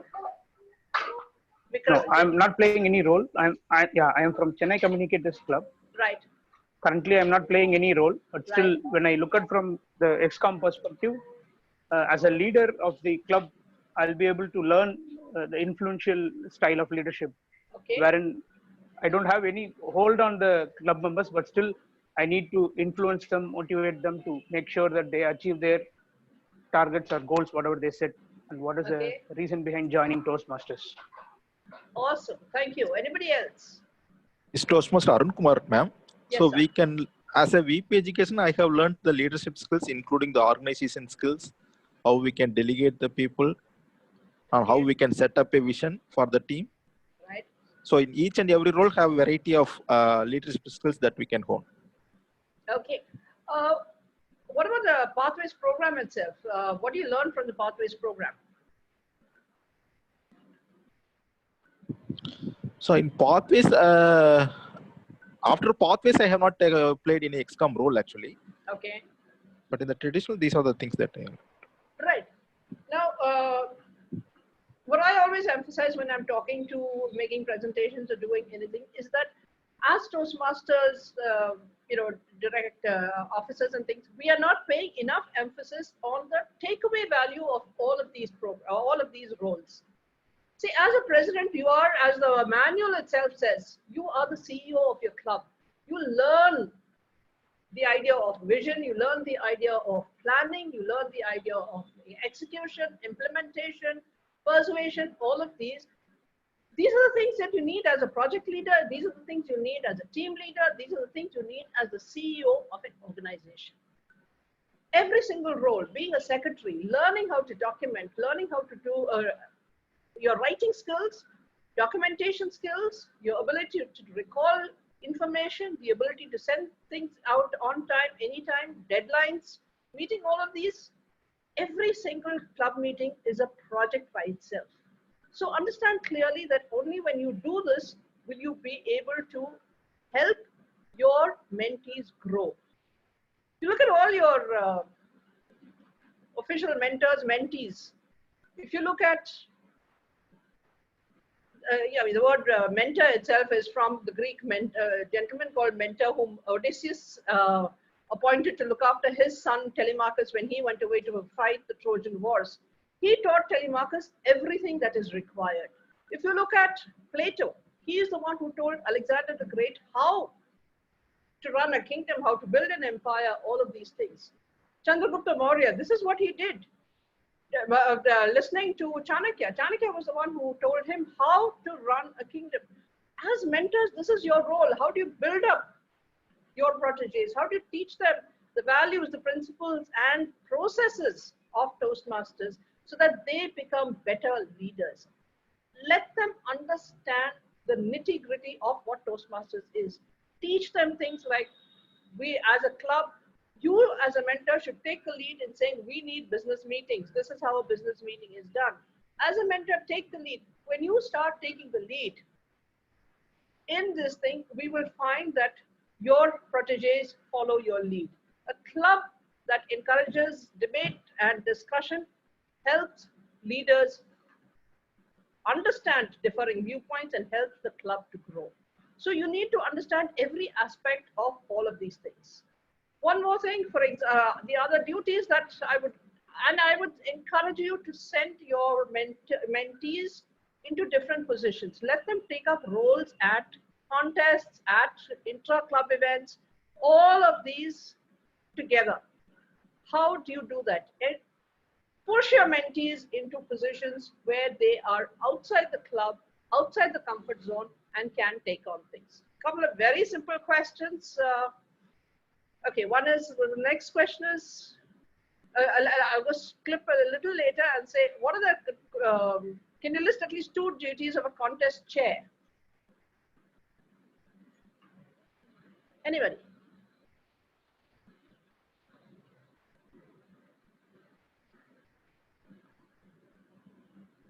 Any 2 responsibilities of a contest chair? Hello, ma'am. Manikandan from Titans Club. Yes, sir. So, contest chair has to take care of arranging the chief judge and also take care of arranging all the role players. Okay. So actually that covers my next question, which was, so I'll accept that. So next question was, whose responsibility is it to get judges for a contest? And in the current context of D120 and the training programs we will be having, where are you getting judges from? From the division SPOC. From the? Division SPOC. Yes. There's also a list of qualified judges. Now, it's a little bit of a chicken and egg situation where you want qualified, experienced judges at every level. And unless they actually start judging, they cannot do that. But ensure that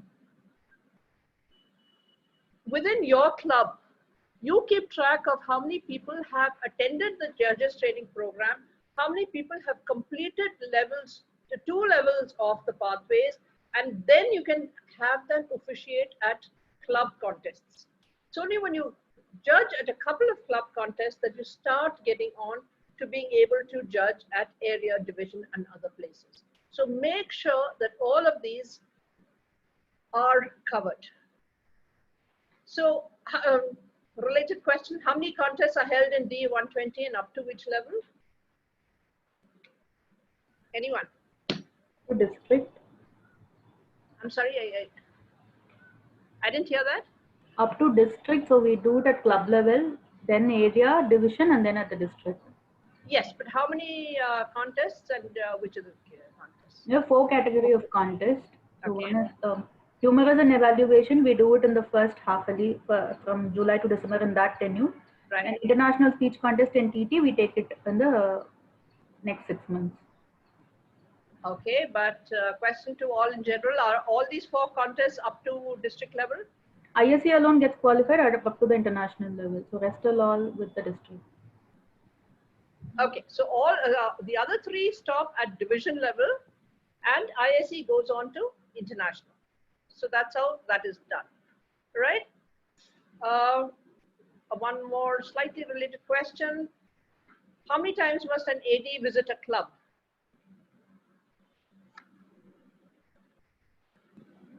Two times.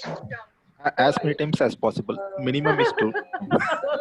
Minimum is 2. Yeah. All right. Minimum. Just this morning, TM has sent out an interim plan in which it says area directors must visit a minimum of 4 times a year, which is easy when you're on Zoom, okay? But what is the protocol for area director visits?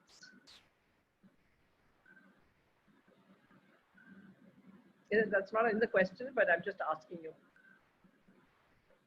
Yeah, I think this is Gautam here. I think Yes, they sir. need to visit once in 6 months and 75% of the clubs, which I personally don't like, but then it should be as much as possible. Like, So you want to visit more clubs more often? Is that what you're saying? yeah, more often, and there should not be an exemption that they can actually skip a club if they want to. Oh, absolutely. Yeah. That's not an option at all. But my question is in terms of protocol, what do you have to do? What does the club need to do?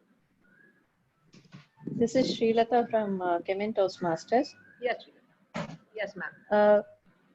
We need to have a good number of attendance, and we need to show all the leadership team flyers and any agendas and banners, everything, whatever we can present. Right. And we need to have a scheduled agenda where we start and end on time.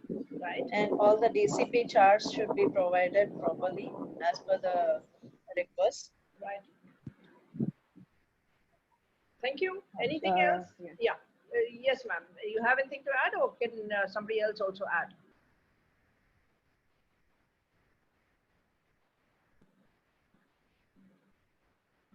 What I wanted to say is that basically it should be a formal visit. So the area director should inform the club, even if it is your own club, saying, I'm coming today on an official area director visit.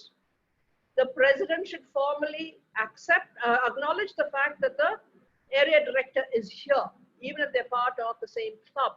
You should have an agenda where the area director is allowed to speak, and you should have some time for networking with the members so that the area director can speak to the members directly and understand what are the problems they have, what are the best practices they have, tell them about best practices from other places. So area director must do all these things. So this is what I'm saying. These are the things that you need to inculcate in newer members. And you can only do that if you look at that club constitution. I would suggest everyone, please have a look at the club constitution and have an idea of what is happening. So last question I'd like to ask, how many votes does a club have at district or any other level?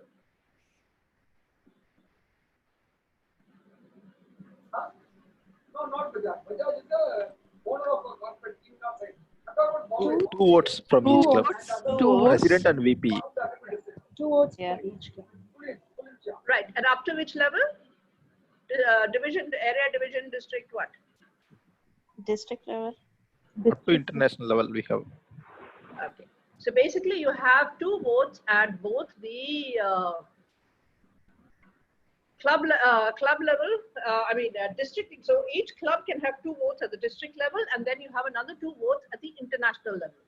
Now, we had a problem, we always have this problem of proxies. And this was again the discussion that we had in the official Toastmasters. I would request all of you who can please go become members of the official International Toastmasters Facebook group, because you get a lot of information over there that's not available anywhere else. So the discussion was about proxies and how a lot of clubs don't give in proxies. Now, even on the D120 chat, I found a lot of people had not sent in their proxies. See, if you want to vote at the international level, you should find out who are the speakers and what are they doing, and who are the people standing for international elections, what are the different proposals being made by the board, and then you can directly vote. If you don't know any of these things, give your proxies to the trio, because the trio can then vote on your behalf. The trio has the opportunity to interview candidates. The trio has the opportunity to go through all the proposals, and then you can, as clubs, you can always indicate which any choices that you have, but please understand the proceedings. Even at the club level, please understand we need business meetings to understand how a club is run at least once a month. Mentors should ensure that there is, if not mentors, at least senior members of the club, please ensure that there is a business meeting and your accounts are taken care of, different procedures. Now, for example, there's a lot of discussion going on with reference to whether club charges should be raised or not, all of these things. So you have to think in terms of how is the club run, and how do I as an individual participate?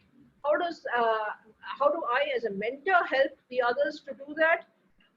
As a mentor, I need to understand the entire process. I need to understand how does a club run, how does a district run, if I feel that I want to stand for an election, what do I need to do to stand for an election as division governor?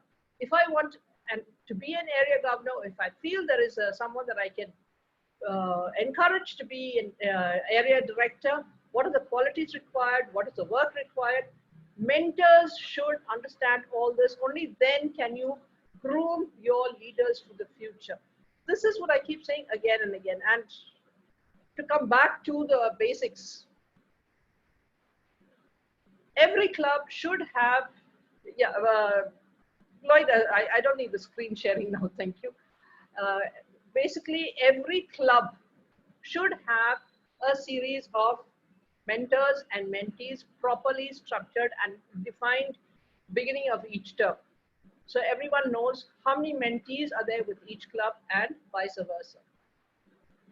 Mentors should get to know their mentees. Mentees should come forward and get their speeches mentored, should understand, consult in terms of, should I do a timer's role? Should I do a grammarian's role? Why should I do that? Why should I not do that? How did I do my evaluation today? These are the questions that mentees should be asking.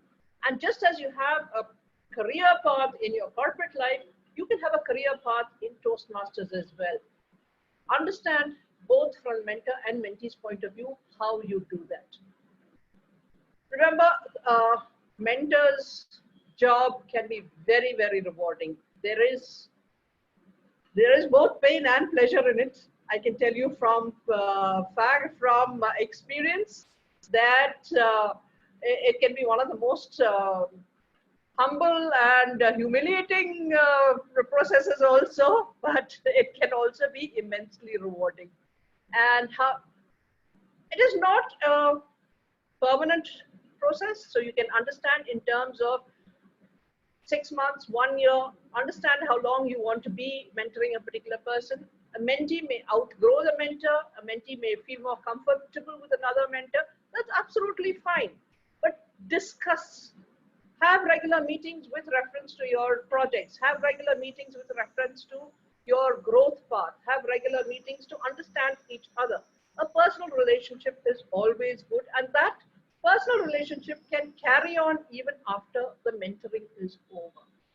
Remember, there have been great mentors and there have been great mentees. Sometimes the relationship can go much, much further than you expect. To give you just 2 examples, one of our past international presidents, George Yen from Taiwan, when he joined Toastmasters, he was assigned a mentor, and today both of them are married. Similarly, another one that we have mentor-mentee relationship with went on like this is Michelle and Barack Obama. She was originally his mentor, so I'm sure even as a husband, he still listens to her to have one of those spouse jokes that anybody would like. So in closing, I'd say if you want to be a really good mentor, understand in terms of the mentee's requirements, what should be done, understand in terms of your own strengths and weaknesses, what you can do and what you cannot do. Go further than just giving in terms of proofreading the scripts. Go further in terms of grooming your mentees in terms of the entire Toastmasters process. Understand what is required for the long-term growth of your mentee, and in the process, understand long-term growth for yourself as well. And with that, ladies and gentlemen, I'm going to stop here now and put the floor open for questions and answers. Any questions and answers over here? So, yes, thank you. Any other questions and answers?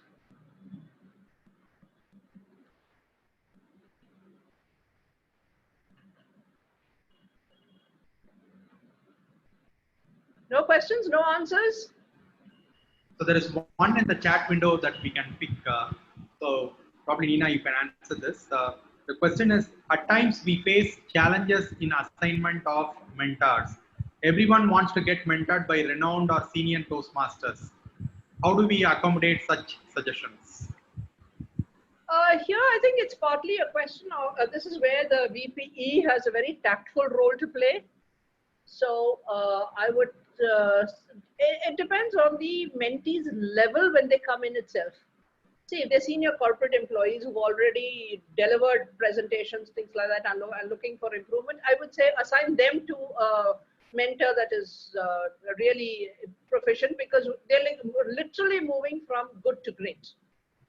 But on the other hand, people who have a little experience, we can you can start off by mentoring people when they come in. So you don't necessarily have to have great experience as a mentor to be assigned. And I would say, don't assign the same mentors to people all the time. Yes, Sampath sir. See, one of the ideas in Pathways is to promote evaluation and mentoring. That is why in the second project in first level, they made evaluation compulsory. And from the second level, they started talking about mentoring.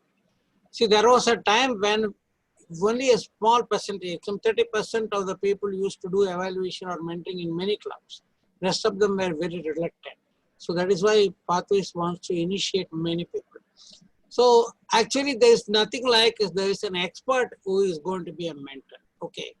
So you get assigned by VPE, different mentors. VPE should do a distribution job, but nothing stops anybody to consult other mentors also.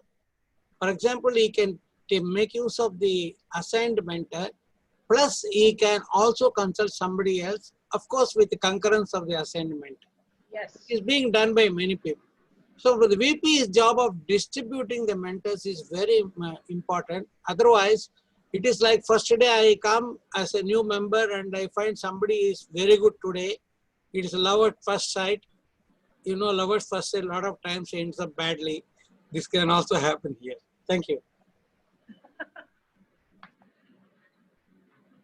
Neena ma'am, this is Ganga. I have a question.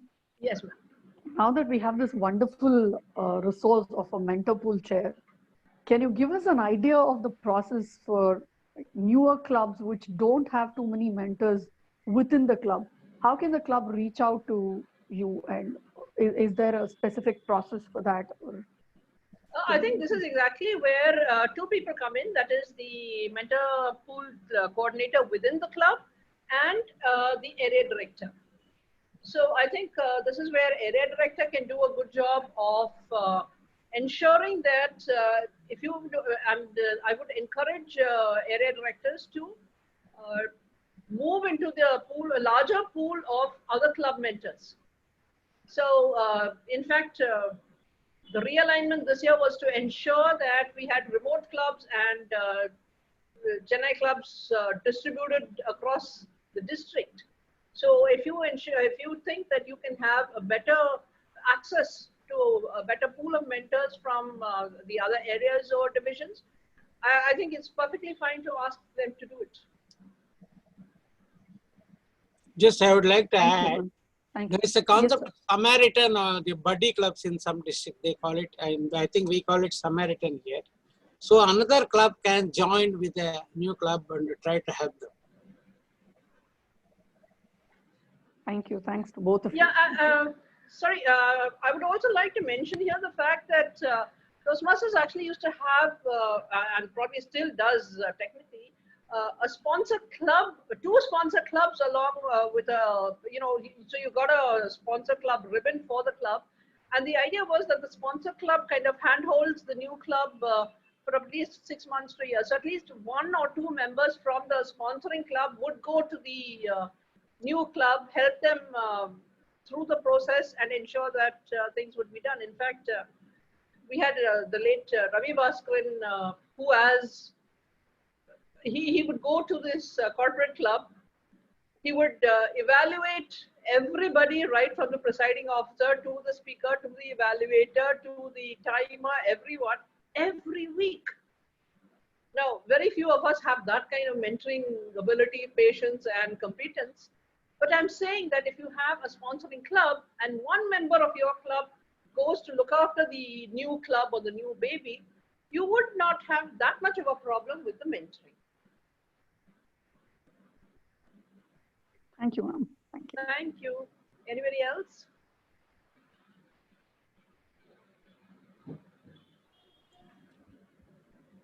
And I think I would like to, Pushparaj has said, what do we do if none of the assignees, mentors go to their assignees and go to your mentors?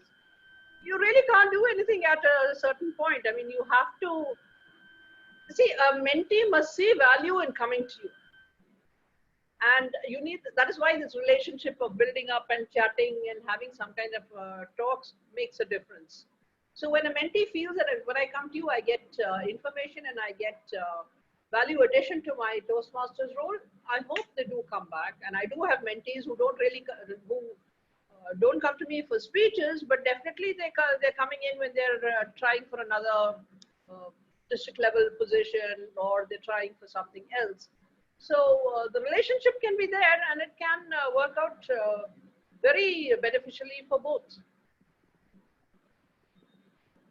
Yes, next question. Neena ma'am, this is Gautam here. Yes, sir. So my question is, like, mentor-mentee relationship, it's more like a one-to-one relationship, be it from within the club or outside a club. Right. And it's between the two, how they develop it. Yes. But the challenge that I've always seen is, how do we develop this as a culture within the club? So Right. that, how do we encourage all the members, or how do we oversee to the fact that everyone is, at least if they're not happy with their mentors, they're expressing their dissatisfaction to get someone else, Right. or reaching out to us and saying that, okay, this is a person whom I would like to be a mentor with. So have you seen some examples within the other larger, more successful clubs in terms of how they've evolved it into a process or a mechanism? I think some of the best practices were mentioned over here. One is recognition for the mentor. Now, I remember in CTM, we used to have this twofold process. One is you were not allowed to deliver a speech until your mentor had cleared it. But then we got really tired of Sunday morning getting a script and saying, ma'am, I have a speech Sunday evening, please look at it. When that happened twice, I said, I'm sorry, I'm not going to mentor you anymore. So either you send it to me a week ahead, or we discuss. And the other thing is, people should be open to discussion.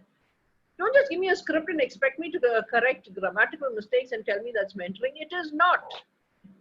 You have to, as Saraswati, you have to discuss the ideas. You need to discuss all of these things. So one, if the mentor and the mentee go through the script in terms of ideas, in terms of suggestions, in terms of improvement, yes, it works. Secondly, if the club has at least some system of screening speeches and saying that unless you go to your mentor, we will not accept your speeches, or you won't have roles, some kind of control mechanism is there. Third is recognition of mentors. One, on the agenda we used to have, and I think we still do, speaker, evaluator, mentor. And mentors were quite free to say that I have not mentored this speech, so I will not have my name on that. So the club knows that this speech was not mentored by anybody. So, and again, recognize your mentors. Give them, say thank you. Today's teacher day. Teachers Day, go back and write to all your mentors and say thank you so much in Toastmasters and outside. So good practices, each club can do it. CTM is currently having a great campaign where where mentees recognize their mentors, and it's fabulous because the mentee specifically says, this is how I was helped by my mentor in XYZ ways. And people are, composing poems and songs about their mentors. So it's great. So borrow from other clubs and see how you can do the best for your club. I have something to say. Yes, sir. Whenever I was evaluator or a general evaluator, yes, sir. there was a time when this mentor's name also was not in the agenda. Recently, they have started doing it. Right. But whether his name is there or not, I used to ask ahead of the day to the speaker, have you consulted your mentor? Right. What did you do? Right. Did you just send him a script 1 or 2 days back, or what did you do? Right. Just ask this question, nothing more. Right. But if everybody starts asking this question, that itself will kindle a sort of interest. Exactly. Another thing is, in Toastmasters International, there is a thing called Meet My Mentor. Okay. In the magazine, it used to come. Yes. My name has been proposed to 3 times by my mentees, but till now I have not been lucky to see my photo on that. Okay. See, but the mentee should feel. They should come to me and say, sir, I want to do like this. Is it okay? I said, go ahead and do it. Right. No problem. So this is how it, that is one recognition at the international level, not for everybody. But as you say, at the club level, a regular, this one is required. Yeah. A simple one would be to have this recognition in the club newsletter. Since that goes out regularly, you can have something in that. So that can be a regular feature. Saru, would you like to add something? No. So in fact, that's what I was about to suggest. It can be done at the club's magazine or area division magazines, and they can also be recognized in division level annual events. Right. But I would not encourage a best mentor on the basis of some random point somewhere. That'll be another DCP thing going ahead. I'm not interested in that one. Any other questions? That will be MCP. MCP. Which has got other connotations. And I shall object all the way. Yes, sir. Anybody else from the audience? Any other questions, answers? Great session, ma'am. It was a great session, and we all enjoyed the session. Lot of input. It's not only a mentor program for specific to that mentor role. It is a program for the entire activities taking place at the club level and the international level. So in that way, it is very, very useful and very, very informative. Thanks to all the panel members, BTM Sarovardajan, BTM Sambhaji, BTM Vinardan. Thanks a lot for arranging this District 120. Thank you.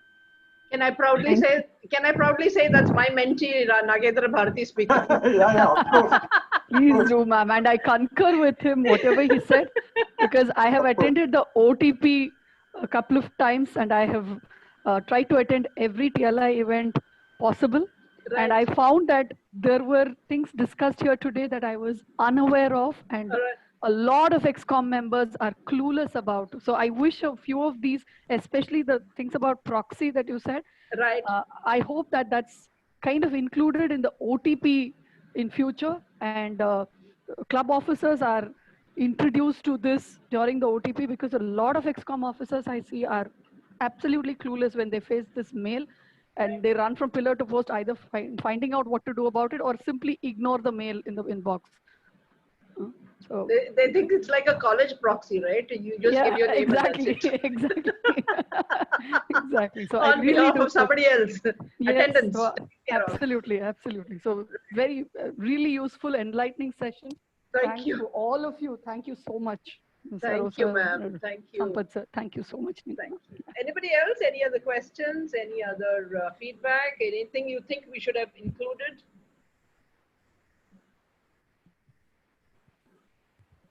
I think I personally like the session a lot, and I have one very simple takeaway.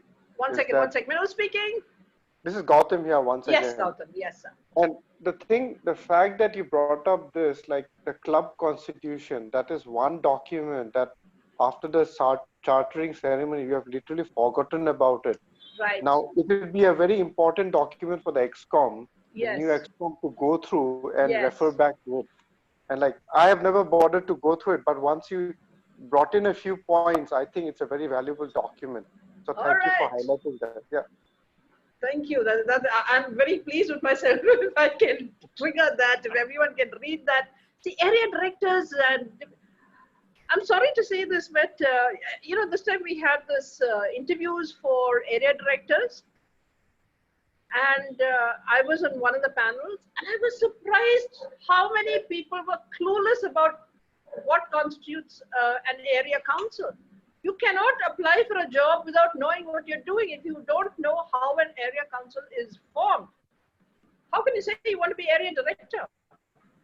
If you have not read the club constitution, if you don't know how your club is formed, do you know when you're supposed to write to TI if there is a change in office bearers? And the question I asked about getting credit. If somebody resigns halfway, you should inform TI so that they don't get credit for 6 months of work which they did not do.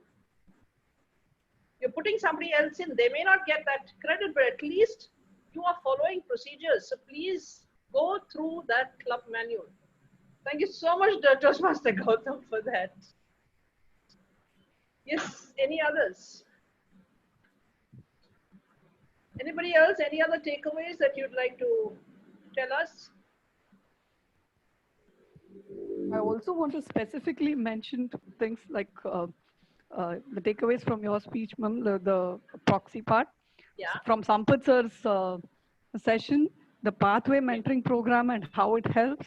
And my own mentor, DTM Saro's session was truly enlightening. I think I've taken copious notes from all of you today. Thank you. You're welcome. Thank you. Thank you. Anybody else? Feel free to unmute yourself and tell us what you truly think about the session.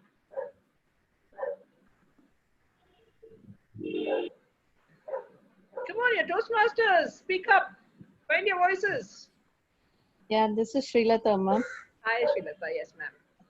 Yeah, we do have many queries earlier and many doubts on mentoring and all these procedures. But actually, as Madam Ganga has said, we have got many inputs from all of you. Thank you so much.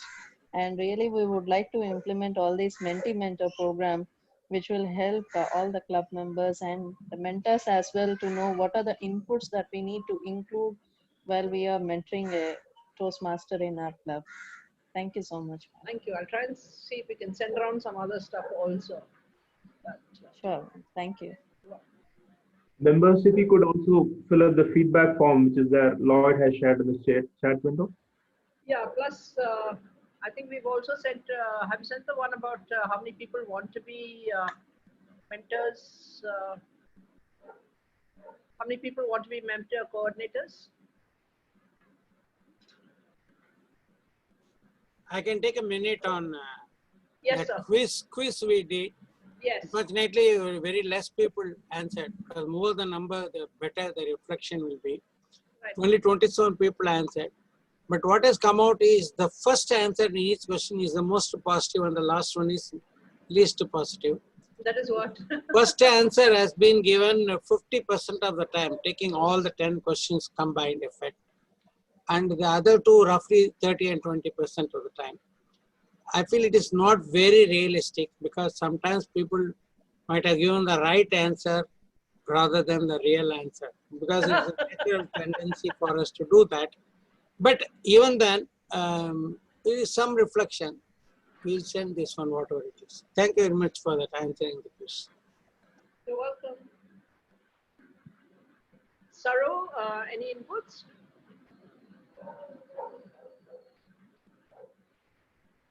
Anybody else would like to add anything? Or No, Nina, nothing from my side.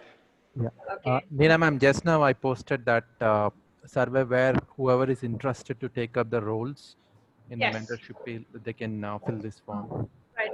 So we were also sent out a form, Google form. So if you are interested in being a mentor coordinator for your club, please volunteer and do that, because we can't put this burden on the VPE who already has enough things on their plate.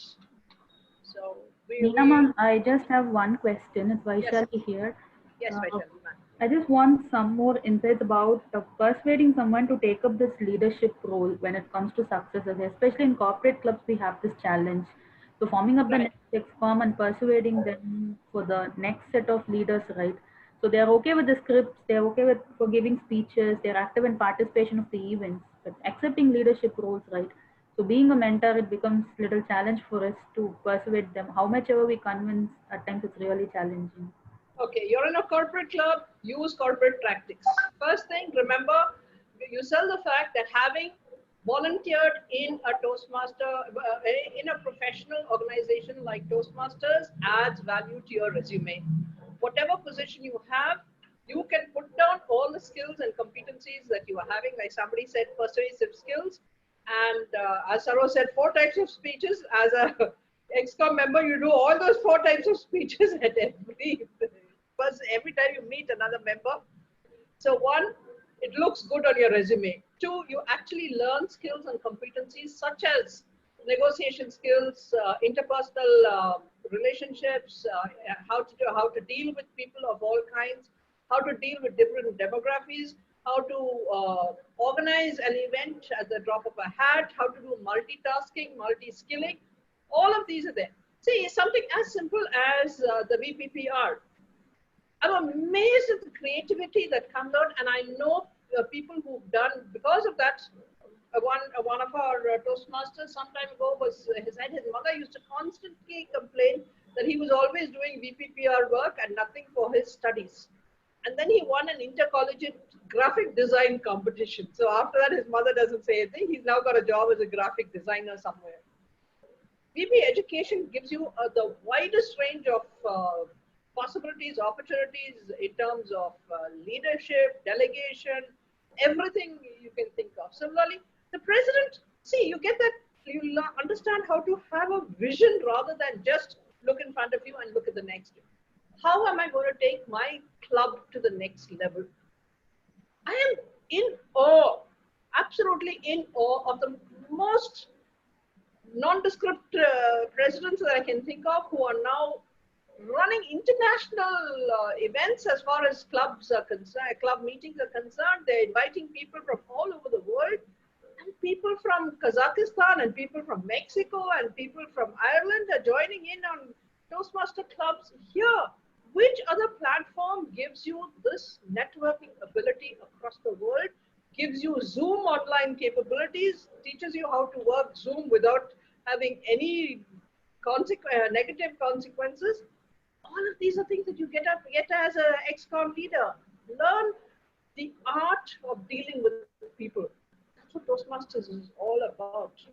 You can grow professionally in your career only through Toastmasters. I think Saro himself can quote himself about how he leapfrogged about 5 hierarchical levels. I have something to add, madam. Yes, sir. 2 little ideas. One is the current XCOM, if they go about doing the job with what I call as pomp, power, and pleasure. Yes. Pomp, power, and pleasure, that will create a very positive impact on the non-XCOM members. Some of them would like to become the XCOM members in future. They see the way these people conduct themselves. Another idea is sometime before the election, maybe 1 month or 3 weeks or before the election, one of the meetings, each XCOM member can come and spend 2 to 3 minutes sharing what they gained by doing that role till that time. So that gives a good idea, and maybe it will enthuse some of the members to take up the responsibilities. Thank you. Absolutely. Yes, ma'am, Srilata, does that help? Yeah, ma'am. It was Vaishali. Yeah. Vaishali, yes. Thank you. Yeah. Do you have enough ideas now? Yes, indeed. Okay. Okay, anybody else? All right, Lloyd, how many members have put their names down for coordinators?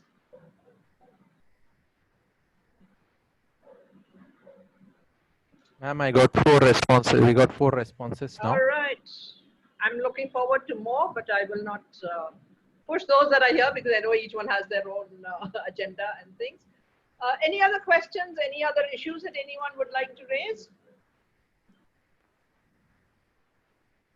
So before we end, I'd like to say thank you very much to the TLI team for organizing this. I'd like to say a big thank you to DTM Sampath Saurirajan, who volunteered and is helping out so much with all of this. DTM Sarovil Rajan for an excellent session. Toastmaster Srinath, who's a TLC chair, no, not a DCP chair, who did all the hard work behind the mentor lists and things like that. And also DTM Mohan Krishnan, who gave me a lot of inputs. I have one slide which I think I didn't use, but basically that slide said that in all of the last year, between all the clubs of District 82, that is India and Tamil Nadu and Sri Lanka combined, we had a grand total of 18 people who took up the pathways mentioned. So I hope we will follow DTM Sampath Saurirajan's vision and get at least 300 mentors from District 120. It's not a question for the numbers. It's a question of how are we enhancing our own capabilities, competencies, and ensuring that we make true that slogan, Toastmasters is where leaders are made. Good evening and thank you everyone for a wonderful session. I hope to see you all again sometime soon. Thank you. Thank you, ma'am. Thank you, Rina. Thank you. Thank you. Thank you. ma'am. Thank you, team. Thank Saleh. you. Thank you all.